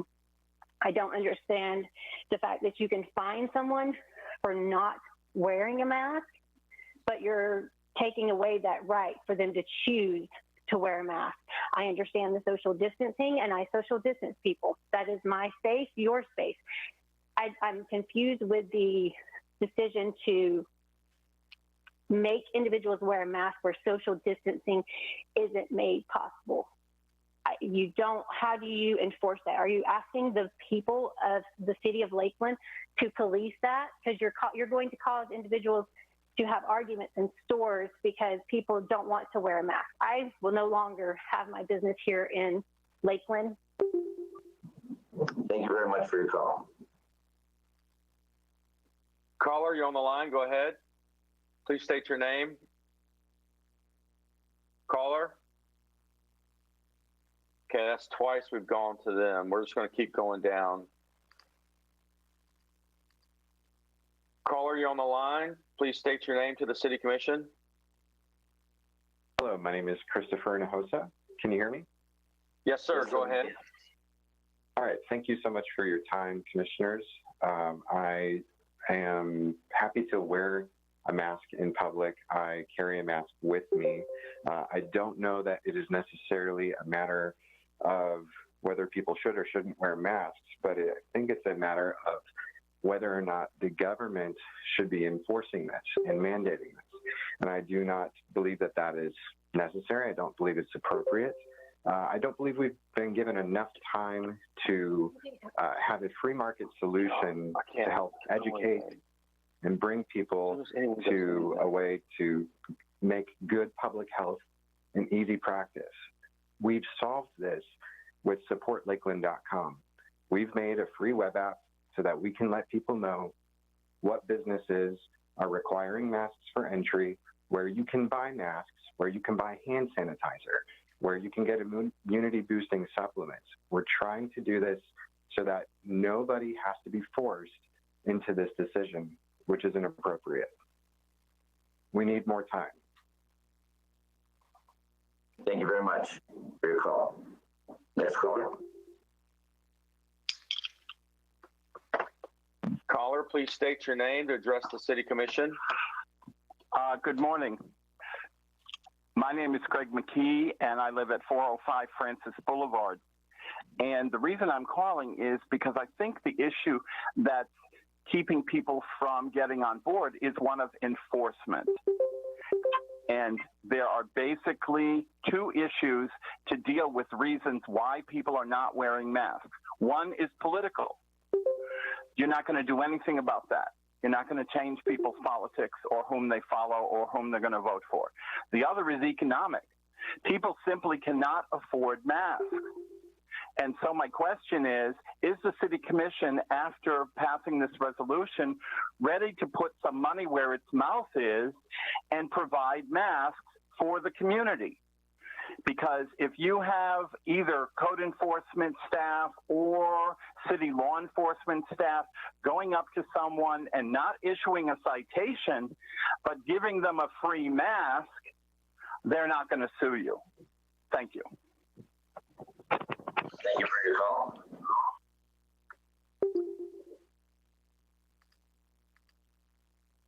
Caller, please state your name and address the City Commission.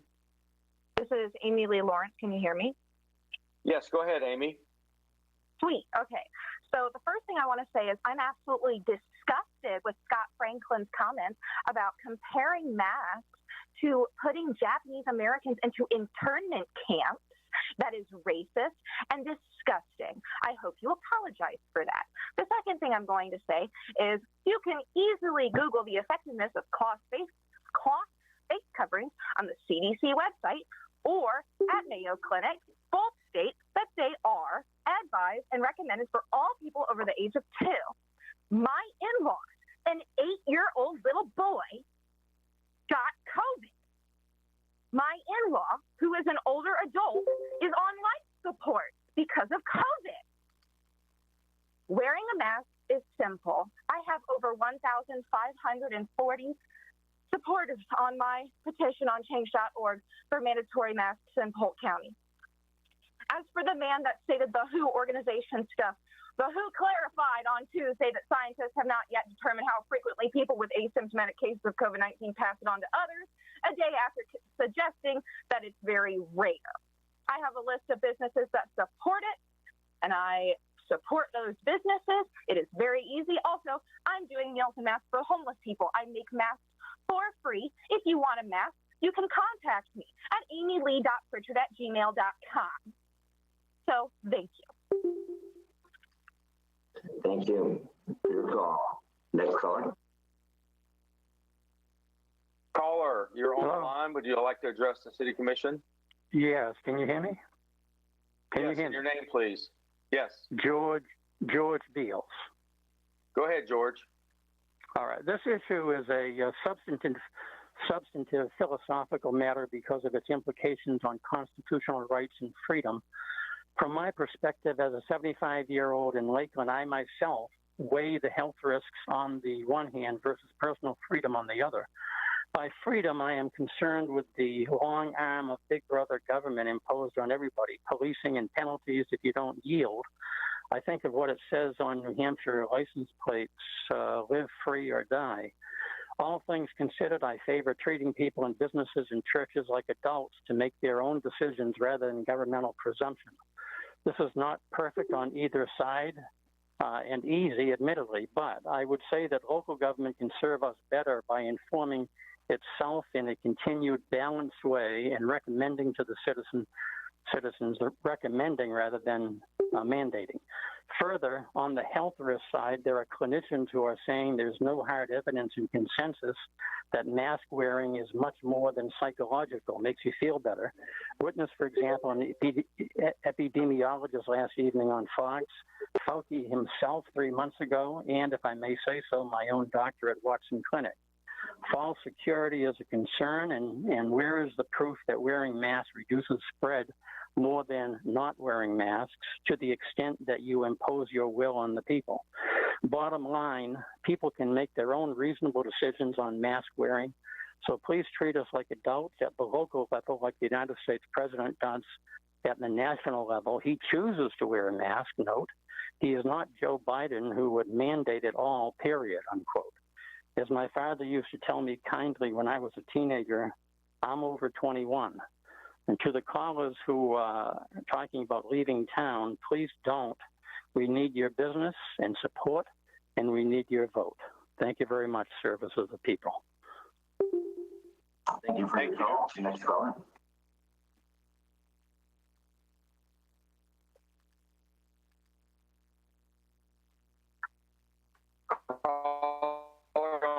City Commission, please state your name. Thank you very much. My name is Chris Fisher, Mayor and Commission. Hello, can you hear me?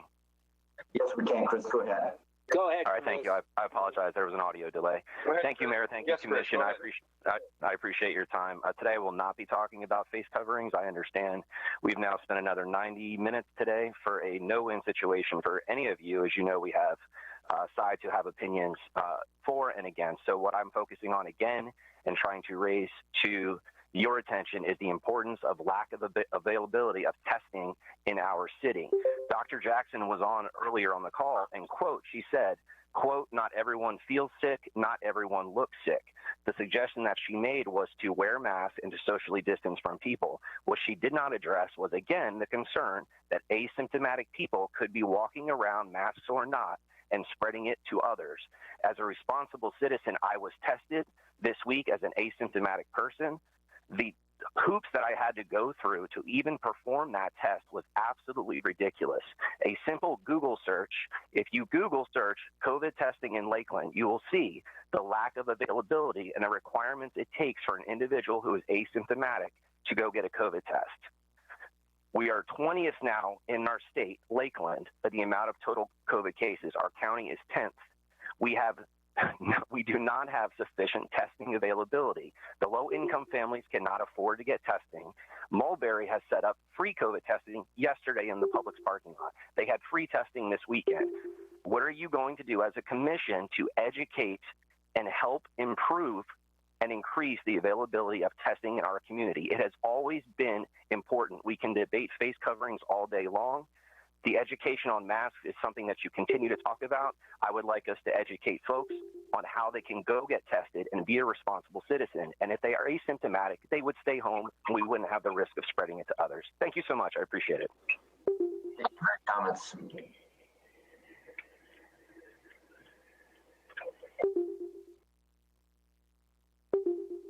Caller, you're on the line with the City Commission. Please state your name. Hi, am I on? Yes. Hi. Yes, my name is Dr. Sharon O'Hara. First, I'd like to say thank you for your service, each one of you, to our city, our great city. Also want to say thank you for revisiting this issue. I think it's an important issue in our city right now, as well as in our state. I am for the masks. I want to thank those who are changing their position for the masks. I think it's better to err on the side of caution at this point. I think that, and ask the others if they would act responsibly in voting yes, because many citizens are not acting responsibly with social distancing. And this puts me, who does wear a mask, as well as others, at risk. As a retired Lakeland police detective, I'd like to say that it's really, people I think are making a bigger deal of a cop coming up and writing someone a citation or giving them a warning. It's almost like opening a citation for an open container of beer for the city of Lakeland. It's not really that big of a deal, I think, that most people think. And I do have a question. Does this resolution include churches and houses of worship? Because as people congregate and get back to church, my husband and I, for instance, have not gone back to church because people are not wearing masks to better protect us. So I would like, if possible, someone to answer that. Thank you again for your time and for your service to our city. And please know that I will be doing business and continue to do business in the city of Lakeland, whichever way the vote goes. And there are many people praying for each one of you. So thank you. I appreciate your time. Bye. Thank you for your call. I'll answer that question. This applies to every indoor public activity that is 50 people or more. And the social distancing parameters come into play. So it would apply to churches that have more than 50 people. All right, caller, you on the line with the City Commission? Please state your name. Phil Walters. Go ahead, Phil. I don't think it's a great idea. It's just another burden on the police department. They have enough problems to deal with. Hello? Hello, is this the Lakeland meeting? Callers just come on out of nowhere. Let me mute them all. Hello? All right, caller, you on the line with the City Commission? All right.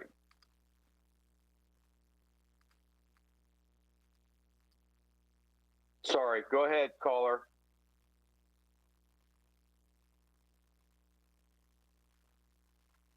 Mayor, if it's okay with you, I'm going to need to lock this thing down. They're coming in at 10 or 12 at a time, and you can't mute them fast enough. So I'm going to lock it and then systematically open up if that's okay.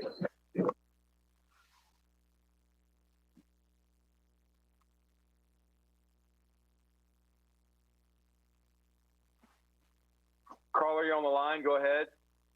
Please state your name. My name is Jessica, and I have a question for Scott Franklin. I'd like to know more about the statement he made about people being arrested in other countries that had either the virus or in contact with the virus.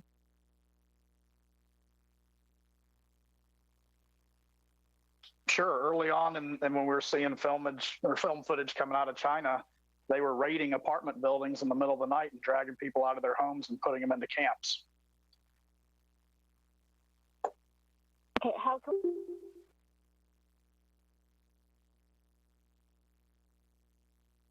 Caller, you're on the line. Please state your name. Rodney Bryant. Go ahead, Rodney. I would like to say that the commission should seriously consider a mask mandate for all those individuals saying that they're having their constitutional rights infringed. I'd like to make a statement that Dan Barr, a constitutional law and First Amendment lawyer, said. When people say they have the right not to wear a mask, they may as well say they have a right to not wear clothing. They certainly have a right to not wear clothes in their home, but no one would say you could walk in naked into a Walmart. And furthermore, these people are talking about their constitutional rights when they are in private businesses, which doesn't exactly add up to me. We're in a position right now where we need to worry about our fellow citizens. And for those who are still continuing to be irresponsible, a mask mandate is the best choice. That's all. Thank you. Thank you for your call.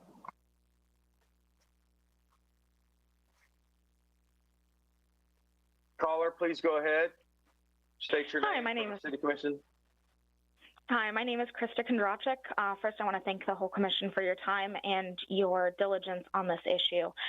I have two main points that I'd like to talk about, but real quick, my video is very delayed, so I would appreciate a verbal 30-second warning because otherwise I won't see it. Don't do it. So the first thing I'd like to mention is Goldman Sachs actually recently came out within the last day or two saying that they are in favor of mask requirements because they are proven to have helped businesses not only stay in business, but also have encouraged more people to feel safer and go out shopping. The other thing I'd like to mention is that doctors have shown that blood oxygen levels do not go down when wearing a mask. There are many videos from very, very reliable sources that are showing people wearing blood oximeters while wearing masks for long periods of time. This is not an issue of personal freedom. This is an issue of people not caring about others. And it is scary going out to the grocery store right now, the sheer amount of people I see. Thank you. Thank you. Yeah, you did that under 2 minutes, so you won.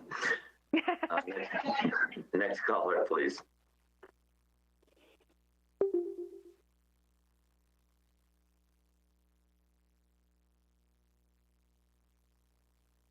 Caller, please state your name for the City Commission. Caller, please state your name. Okay, we're just going to keep going down. Caller, please state your name for the City Commission.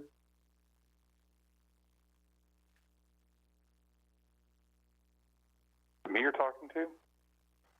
Yes, go. State your name, please. My name's Steve Webb, and I've read the Constitution. This is exactly the kind of function that is a legitimate thing for government to do, public safety.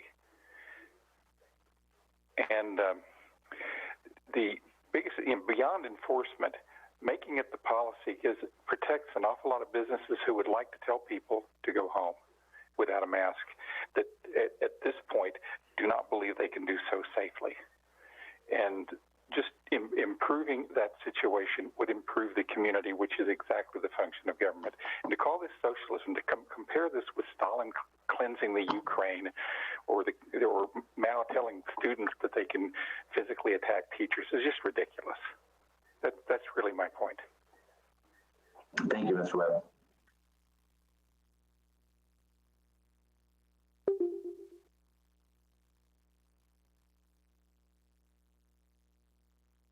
Caller, please state your name.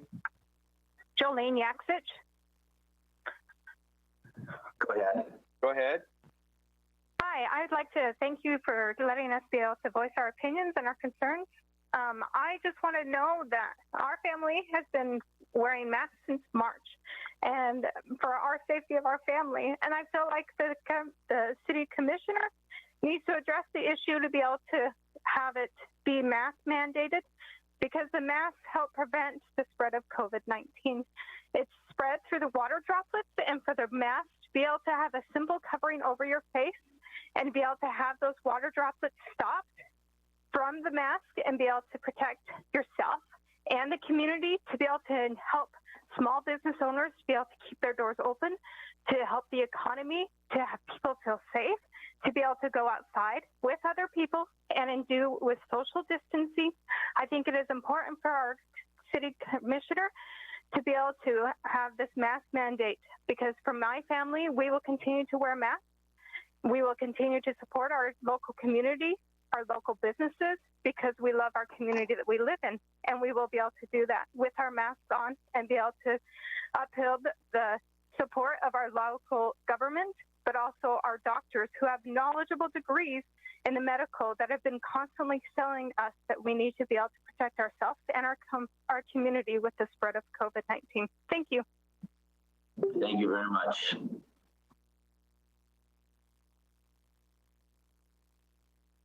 Caller, please state your name for the City Commission. Good morning, Commission. This is Mary Domry, D-O-M-E-R-Y. I'm an RN living in Lakeland, Florida. I just want to tell all of you thank you for readdressing this issue and taking seriously all the multiple peer review articles that I have sent you, proof that masks work. So thank you guys. And worst case scenario, I'm wrong and the spread continues. Best case scenario, I'm right and we stop the spread. Have a great day, guys. Thank you.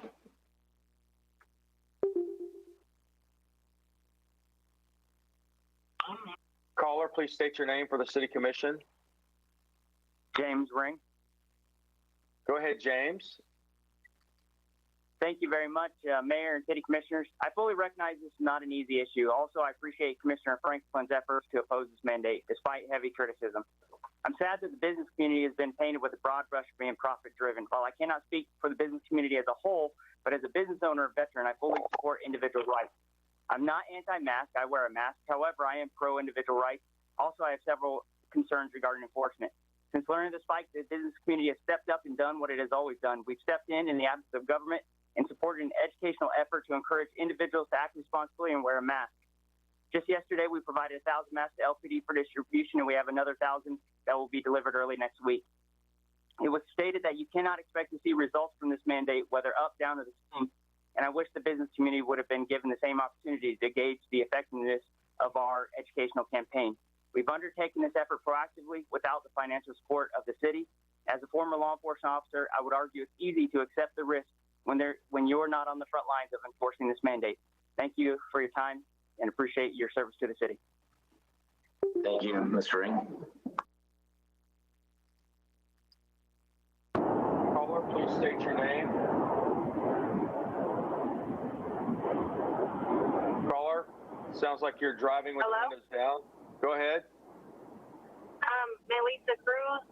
I just wanted to say thank you for readdressing this. I am a parent of a medically fragile child who has a lung disease, and I have 80-year-old in-laws that have not left their home since this started.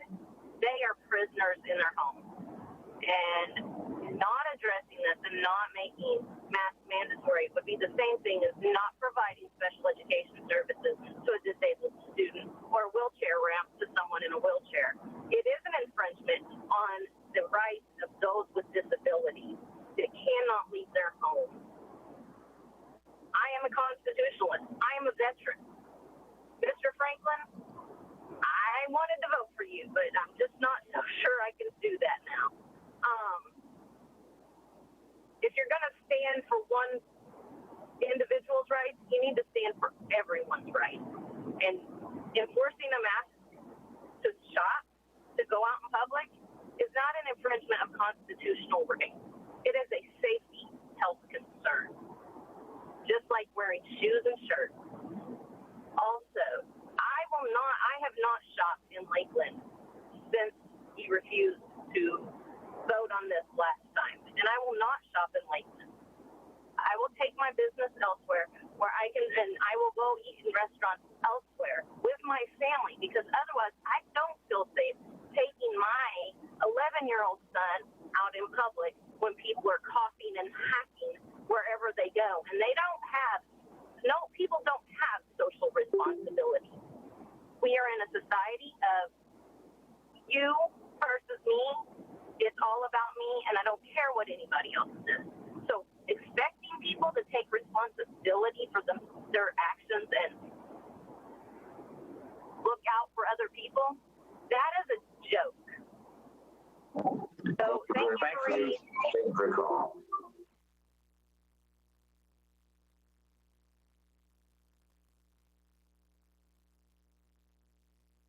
So we have a caller on the mobile line who I've unmuted several times. Caller, you've called in on a mobile line. I've unmuted you, but you've got yourself muted. So I know you've sent me messages saying. I think that's *6 if they want to unmute. Would that be me? Yes, that's you. All right. So I wanted to address the commission. First of all, I wanted to echo the sentiments of an earlier caller who was disgusted at Commissioner Franklin's comparison of wearing a mask to rounding up people to internment camps. I'm going to move on from that, and I do want to say that masks do work. I have a pile of medical journals and scientific journals that have been published and peer-reviewed that say that masks, even simple cotton covering masks, do stop the spread of the respiratory droplets that are larger than the virus, that are the main vector in a crowded public setting for spreading the coronavirus. I think that it is absolutely reprehensible. The numbers came out today. Polk County is the second highest number of cases added in Central Florida with 4,327, second behind only Orange County, which has a much higher population and population density. We have no reason as Polk County to be having these kind of numbers. And it's obvious, we've had this for 4 months now, and it's obvious that the idea of personal responsibility is simply not working because people are too ignorant, they are too prideful, or they are too stubborn to wear masks in the proper situations. I go to Publix, I go to Walmart every couple of weeks when I need groceries, and I see easily more than half of the people not wearing masks. Stubborn about it, not observing social distancing, not observing personal space. And if we can't do it at the country level, if we can't do it at the state level, if we can't do it at the county level, at the very least, we need to do it at the city level and do what we can. Thank you. Thank you very much for your call. Kevin, are there any other callers? Oh, we've got lots. Caller, please state your name for the City Commission. Caller, go ahead. That's you.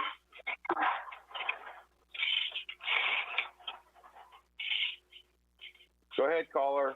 State your name. Okay, we're just going to keep going down the line. Caller, please state your name for the City Commission. My name is Karen Bloom. Go ahead, Karen. Yes, I agree with the previous caller. I am for the mandate for the mask in Lakeland. We have gone on a voluntary basis here the last 3-4 months, and as evidenced by the numbers, people are not going to take personal responsibility. I believe that it is, and we thank you for your civic duty to pass this mandate for the public health. And also, historically, during a pandemic, that would be follow the science, the right thing to do. If we can save one life by wearing a mask, I think it's the right thing to do. Thank you.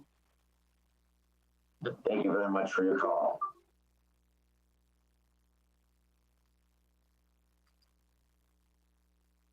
Caller, please state your name for the City Commission. Steve Frankenberger. Go ahead, sir. Am I in? Okay. Thank you, Commission, yes, sir, for having this. It's pretty simple. Government, relies on us for, our safety, for putting seatbelts on in our cars or not using our cell phones or texting and driving. This is just another safety concern that we have that will save lives. It's as simple as the rules that are already out there. It's not against our Constitution. I think that our city needs to have the masks until this is under control. Thank you for listening. And I'm very disappointed that the last motion wasn't seconded by someone and that you never voted. So I'd like to see a vote this time. Thank you for your call. Caller, please state your name for the City Commission. My name is Rick LaFontaine, and I, like many of your colleagues, am in complete agreement that we need to have a mandate for mask wearing. Clearly, personal responsibility and relying upon people's better judgments has not worked. Our COVID-19 rates are rising at alarming rates. I don't leave my home. I have several issues where I'm one of those stay-at-home people. So I'm not frequenting your businesses right now, but I am going to Watson Clinic. We've heard lots about it. I have to go there frequently to see a number of specialists. I don't leave my house unless it's to go and see a doctor. And when I go to Watson Clinic, I'm there in large waiting areas where people are not wearing masks. Many of them are. There's a good number of people who are not. And there's no social distancing with any consistency. The only time that you are required to wear a mask is when you actually come face to face with a physician in the exam area because they require it. When I brought this to the attention of the physicians that I see there, they were alarmed. They were actually appalled that the waiting areas at Watson Clinic are a free-for-all. And when I've discussed this with management, they said largely because you have not provided them a mandate. This is a healthcare facility. You've been talking about businesses. The healthcare facility is a business, but it's really primarily a healthcare facility. I don't have a choice. I stay at home or I go and see a doctor. And if I'm not going to be protected while I'm going to see the doctor, where am I going to be protected? When I sit there and I see the other people who are wearing masks, they're people like myself with fragile health. The people who are not wearing masks, primarily male, primarily younger, and they don't seem to have that personal responsibility. Thank you for your call. Caller, please state your name for the City Commission. My name is Heidi Campbell. Go ahead, Heidi. I appreciate this issue finally coming to a vote. We are all in this together. This is not a political issue. This is a public health and safety issue. It is akin to building and zoning requiring fence enclosures around swimming pools, babies riding in car seats, people wearing seat belts, no cell phones in the cars, when the actions of a few have detrimental harm to the many. It is incumbent on our government officials to act to protect the many. And I would very much appreciate a vote in favor of masks because my small business managed through the last shutdown, but I can't say for sure that we can make it through another shutdown. And if the numbers continue the way they are, we are destined for another shutdown. So please vote to require masks in public. Thank you for your time. Thank you. Caller, please state your name for the City Commission. Victoria Lindquist. Was that Victoria? Yeah. Go ahead, Victoria. Thank you.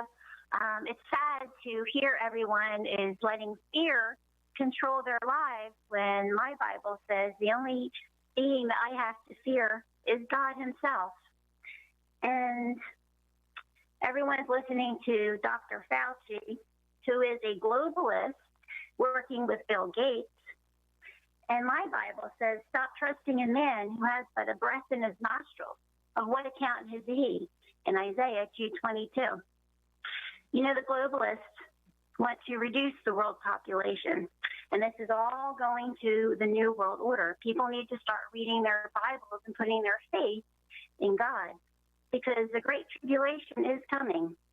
And the next decision that they're going to be making is, are you going to get the mark of the beast in your forehead or in your right hand? Revelation 13. Read your Bibles, people. Put your faith in God. Thank you. Thank you for your call. Caller, you're on the line. Please state your name for the City Commission.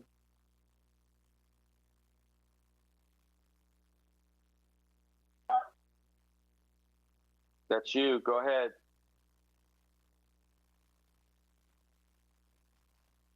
Amy Long. All right. Go ahead. Was it? Hello, this is Amy Long. Go ahead, Amy. Yes, thank you very much. I wanted to say that I'm really grateful that you guys have decided to bring this forward again. I was definitely disappointed when it didn't go to a vote last time, but after hearing that perhaps you wanted more time to think on it, I kind of understand. I do worry that if we wait for too long, that we are going to be more reactive than proactive. I think that our issue is that we're waiting to see what happens in other places. We're waiting to see if mask mandates work in other locations. But if we use masks now, if we mandate masks now, then there is a great probability that we could potentially reduce it in our own group. The thing is that if masks work, we're going to look back and we're going to think that we probably didn't need them. But if we don't mandate masks right now, there's a good potential that we're putting many, many lives at risk. I think that it is very nuanced. There's a lot of people where it's going to be difficult for them to wear masks. For all of us, it's definitely uncomfortable to wear masks. But for the greater good of the people who are around us, I definitely understand the safety that goes into it and the thought that goes into it to make sure that we are keeping other people safe. I think that it's incredibly important that we vote to mandate masks so that we are able to reopen the economy much sooner than we would be if we don't. I think that there are too many people out there who are just not taking this seriously enough. We don't know enough to be able to decide whether or not this is going to be a big problem for us right now or not. We need to wait. We need to figure out what's going on. And in the meantime, we need to take as many precautions as the scientists, as the people who are out there doing the research and who are on the front lines, as many precautions as they recommend. I am fully behind mandating masks for Lakeland. Thank you very much for your comments. Caller, please state your name for the City Commission. Hi, my name is Sarah Keeler. I live here in Lakeland. Yes, go ahead, Sarah.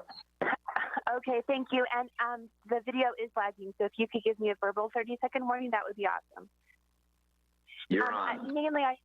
Thank you. I just wanted to say that I absolutely support masks in Lakeland, and I was so pleased to read Ms. Madden's comments on requiring or requesting this meeting. I thought her example of smoking at home versus secondhand smoke was spot on, and I absolutely understand issues of personal liberty, the concern about that, and as I've been sort of thinking this through, and also weighing personal liberty versus the economy opening, wearing a mask infringes the least on my liberty.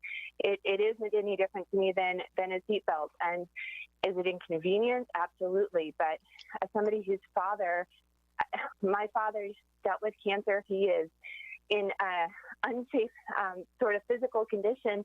And I'm so grateful that he lives in Virginia because they have mask laws. If my father lived here, I'd be horrified for that. So I know that the chances of me changing anybody's mind who is against it are slim to none. I think most people have decided what they want to believe on this, kind of regardless of anything. But I do want to state my support, and I appreciate this commission for taking the time to revisit it. And I hope that we do. I want our economy to rebound, and I think that wearing masks is going to go a long way towards letting us continue to reopen. Thank you. You had 30 seconds left. You made it.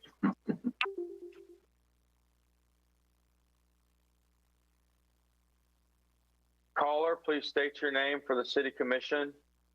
James Burbage. Go ahead, James. Yes, I'm for mandating the mask, and I'd like to thank you for the consideration. Thank you, sir. Thank you very much for your call. Are there any other calls? Please state your name for the City Commission.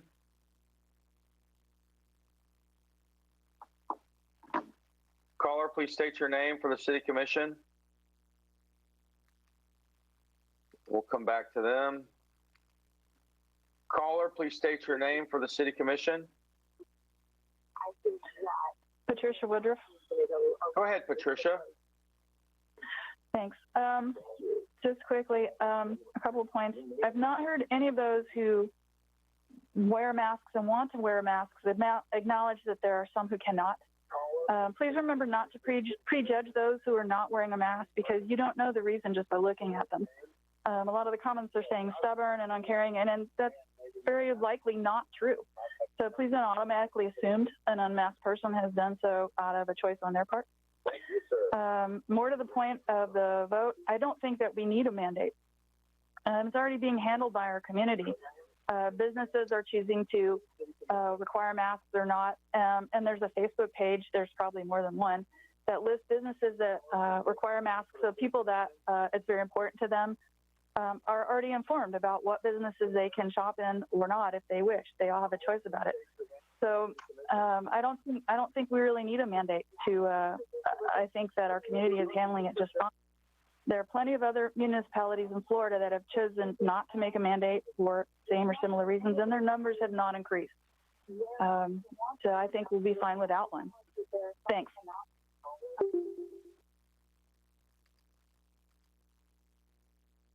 Caller, please state your name for the City Commission.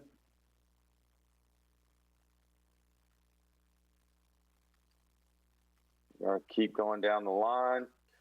Caller, please state your name for the City Commission. This is Gail Bagley. Go ahead, Gail. Hey there.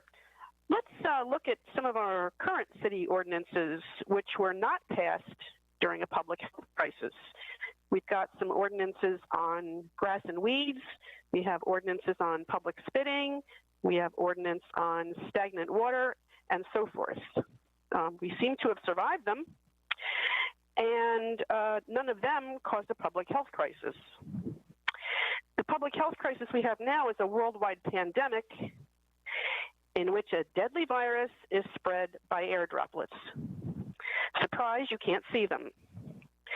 So 30 days of mask wearing, which limits the spread of the droplets, the ones you can't see, is the least we can do. Just another comment, thank you, about individual rights. That really tickles me. You really need to think deeply about the breadth of the individual rights we all deserve. Education, affordable housing, health care, transportation. Those are our individual rights. So back to the masks, please do vote for the simple solution. Thank you. Thank you very much for your call.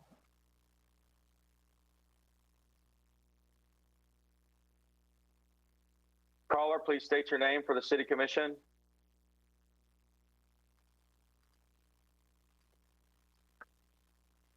Hello? Caller, please state your name for the City Commission. Go ahead.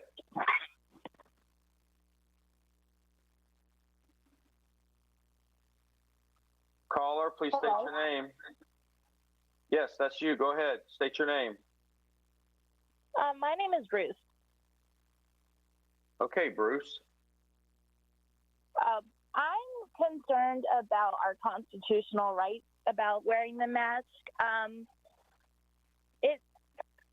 And I'm also concerned about carbon dioxide poisoning that you can receive from rebreathing the same air over and over. I read an article from March of last year, and it said that symptoms of carbon dioxide poisoning, which you can get from wearing the mask, include nausea, vomiting, dizziness, headache, rapid breathing, fast heart rate, and flushing, confusion, convulsions, and loss of consciousness, which I don't think that's very wise. And I feel like it shouldn't be mandatory. If you want to wear one, but I shouldn't be fined $250 if I don't want to wear one for my health. All right. Thank you, Bruce. Caller, please state your name for the City Commission. Hi, my name is Jackie Edmondson. Go ahead, Jackie. All right. So I just want to thank you guys for your time. I do agree with Bill Reed with what he was saying about the masks. What are they really going to do to stop any kind of spread? I think that people keep saying that if we put this mandate in force, it will stop the spread. The thing is, it's not up to us. It's up to God. We can't think that we can control something when we have no control. The control is all up to him. So I think first people need to start surrendering that to him and not thinking that we can control this with masks. I think that requiring masks to be worn at church is very ridiculous. Church is private property. Churches have the right to decide whether or not they want to mandate masks. That's not up to Lakeland to decide for them. the churches can make that decision. I think we're all adults. We can use discretion whether or not you want to wear one, but it's not something that should be mandated for all of us. Thank you.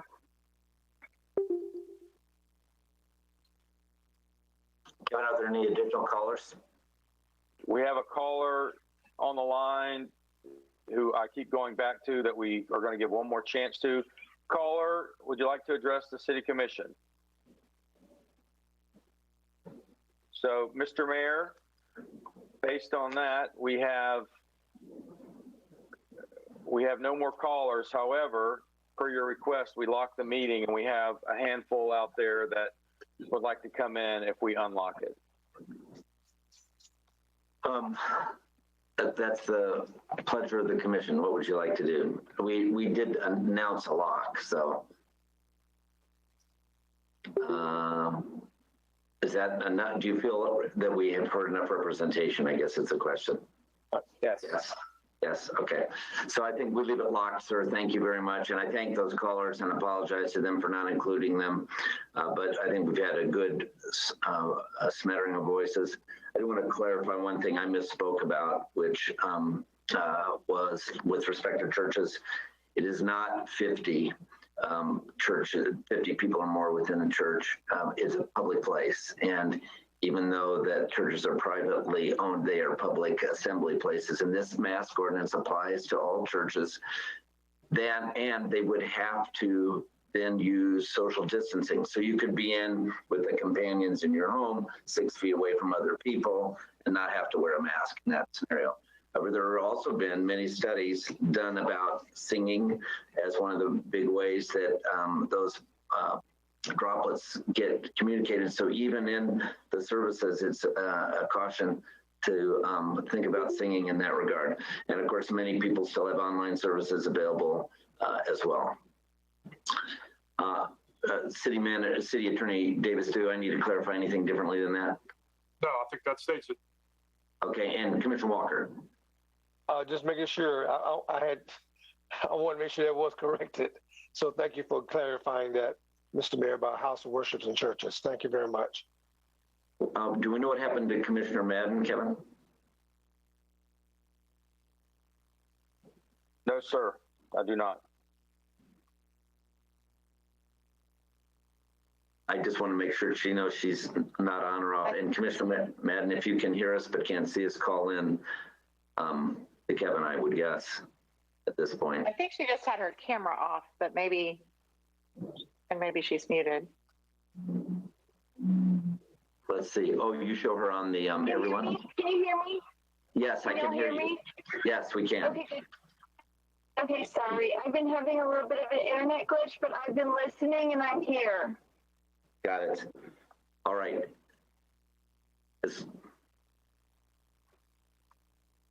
As long as we know you're there, we'll continue. And I apologize about your internet glitch. So that is comments from both the commission as well as the public. So we will do a roll call vote. Since it's a resolution and I'm trying to get to my roll call, I should have done this earlier for Kelly. There we go. So we'll start with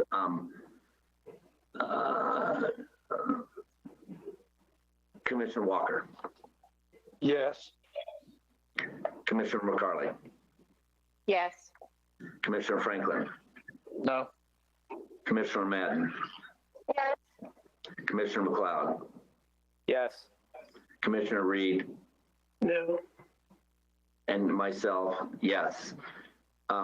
So that passes 5-2. Not that I'm compelled to, but I want to make a quick statement because it's important to me personally. I think the comments made towards Commissioner Franklin with respect to disrespect for internment were just the opposite of what Commissioner Franklin was communicating. He's not going to defend himself in this, but his alignment was for protecting the rights of those unjustly interned, not that he was doing anything on a racist standpoint. And I appreciate, Commissioner Franklin, your concern about rights, and that is not something that I know was intended otherwise. And you wouldn't say it. Okay. I'm thrilled, obviously, with the decision. I think we help our county in this process a great deal to move forward likewise. Although I do recognize we'll get county shoppers in Lakeland. We really want our county shoppers in Polk County and the cities that they work in. And so I hope as the county takes a look at this on Monday that it helps to strengthen some of the resolve in that direction, because we prefer as a city to be aligned with the county. I know that's true for all of us. And so to that extent, I'm encouraging the county to align likewise. Okay, that brings us to the end of the only purpose of this meeting. Are there any other comments from commissioners? And Kevin Cook has something to say first.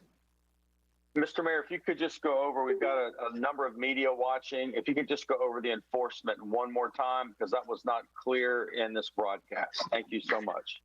Okay, I'll go over the enforcement. And really what I want us to think about is that our goal in this is to see when we walk into a place of business or a lobby of someplace that the vast majority of people are masked. And it's going to be something people are willing to do at large. And so we're not prescribing the kind of mask that they mask themselves somehow. And then when we have the person in the store owner may say, for example, I'm sorry, you need a mask on when you shop here. If that person is asthmatic, if that person has some claustrophobia issue or any of the exceptions that we have made, they simply identify that right away to that store owner. We're not asking for any kind of a document or anything in the process of that. But when we have someone who says, well, you can't make me wear a mask, then the store owner has the ability to say, well, then you need to leave, please. If that person objects to leaving, then they have the ability to call LPD. LPD will come and help them in an education process. Our goal is to educate that masks as a decision of our city have been determined as a means of slowing the spread of COVID. And here's a mask you can put on, please put it on. If that person doesn't want to do that and take that mask and put it on, and we've already funded some of those masks so that that's available in that regard, then that person has to contend with a warning. I would tell you that, you know, our goal is not to get to the $250 fine, but if someone wants to be obstinate and to create an issue and they want to get themselves to the $250 fine, they can. But our goal is to educate, equip, and restore what we deem to be one of the three most effective tools at reducing the virus and to comply. And you're not doing it because you're being unreasonably restricted. You're doing it in consideration of others. Mask wearing is simply caring enough about other people that to protect freedoms, you are willing to restrict yourself, and all freedom requires sacrifice. Mr. Mayor, may I just say one word? I just want to acknowledge the heavy lifting that Ramona did to get us to this point. A couple of you try to give me credit for getting this resolution to where it is, and Ramona actually did most of the work to get us here, so I just wanted to acknowledge her efforts on that. I am very grateful you did so, and I should have as well. And she was wonderful to work with, by the way. Even in the short duration of time, she did a great amount of work. But you know what? This is a great example of why slowing down and doing something that we can all agree on going forward ends up with a better product than was initially proposed. So I am grateful to you all. I have great confidence in this commission, and I know the premise on both Commissioner Reed and Commissioner Franklin and the nay vote on this for the reasons that they have done it, and respect them both in the process of this. This is a hard decision. So I think we leave this with a majority decision, and that I know will get unanimous support as a result of it being a majority decision. Any other comments from commissioners? All right, hearing none, is there a motion to adjourn? Commissioner Reed. I want to wish everybody a happy 4th of July, and they have a great time and enjoy your family celebrating the creation of this our country, and all that stuff goes along with it. And just social distancing, and I hope everyone has a safe trip, and hope to see you all guys on Monday. Excellent words, sir. Thank you. And I see we all agree. And is there a motion to adjourn? Commissioner McLeod, and a second by Commissioner Reed. Thank you. All those in favor signify by saying aye. Opposed, same. With your hand. We are adjourned. Thanks.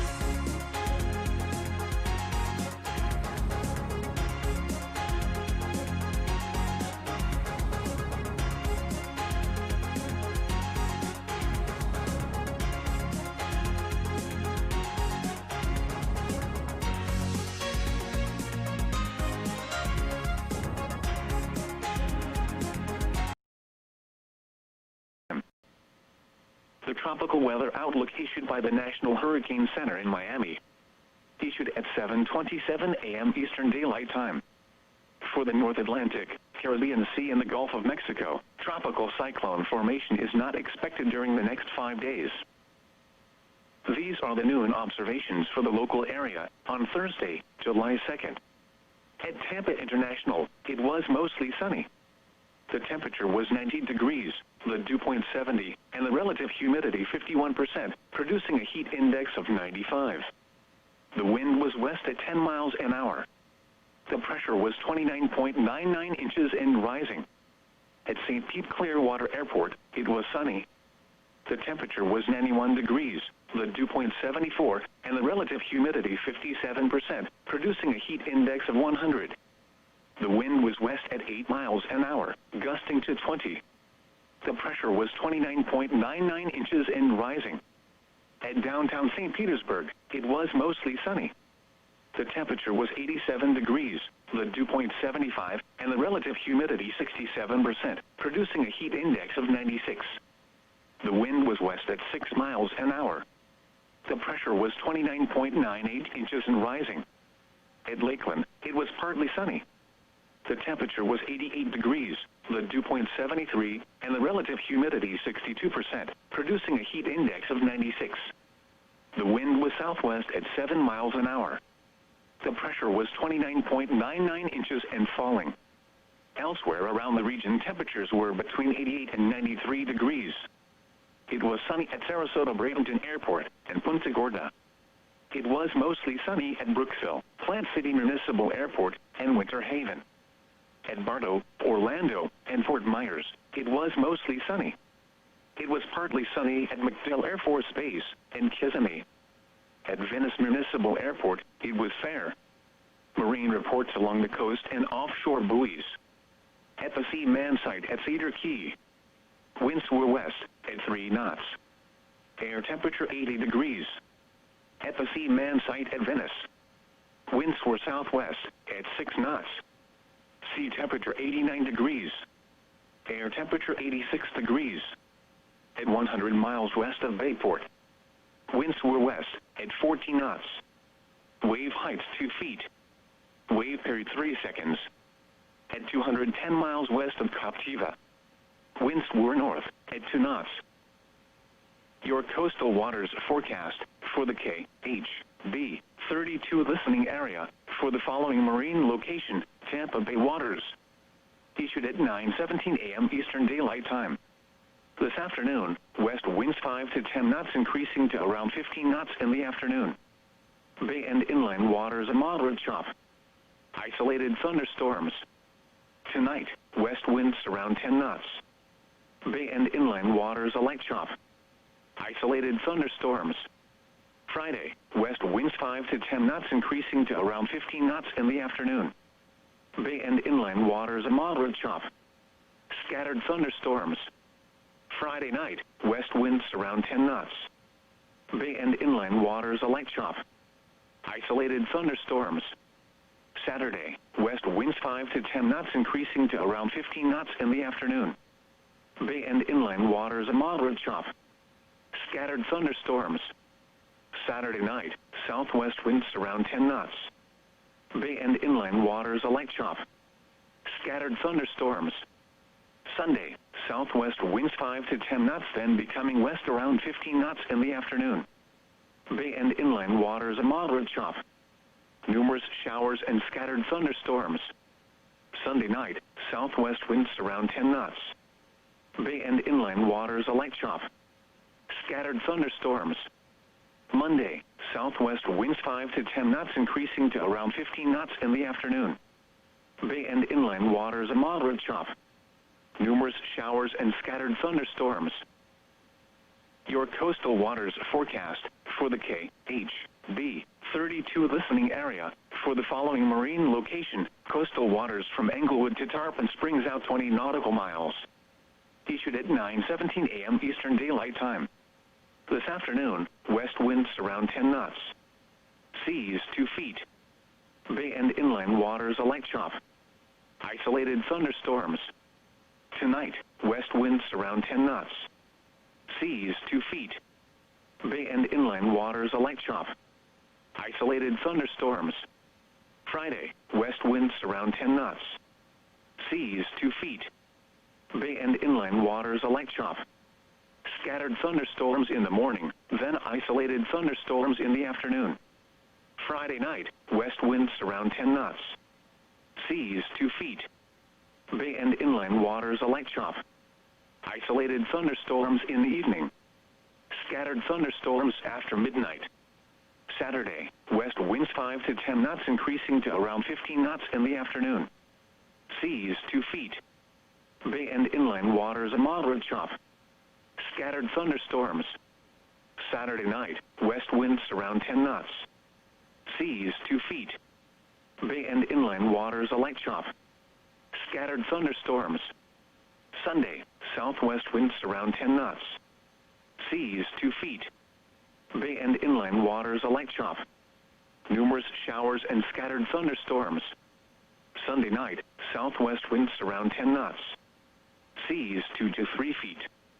Bay and inland waters a light chop. Scattered thunderstorms. Monday, southwest winds around 10 knots. Seas 2 to 3 feet. Bay and inland waters a light chop. Numerous showers in the morning. Scattered thunderstorms.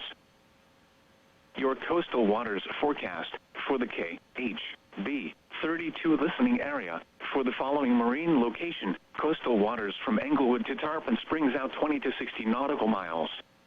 Issued at 9:17 a.m. Eastern Daylight Time.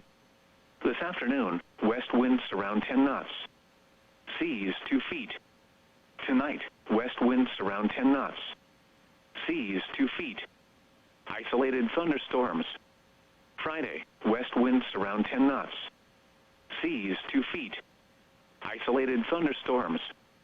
Friday night, west winds around 10 knots. Seas 2 feet. Isolated thunderstorms in the evening.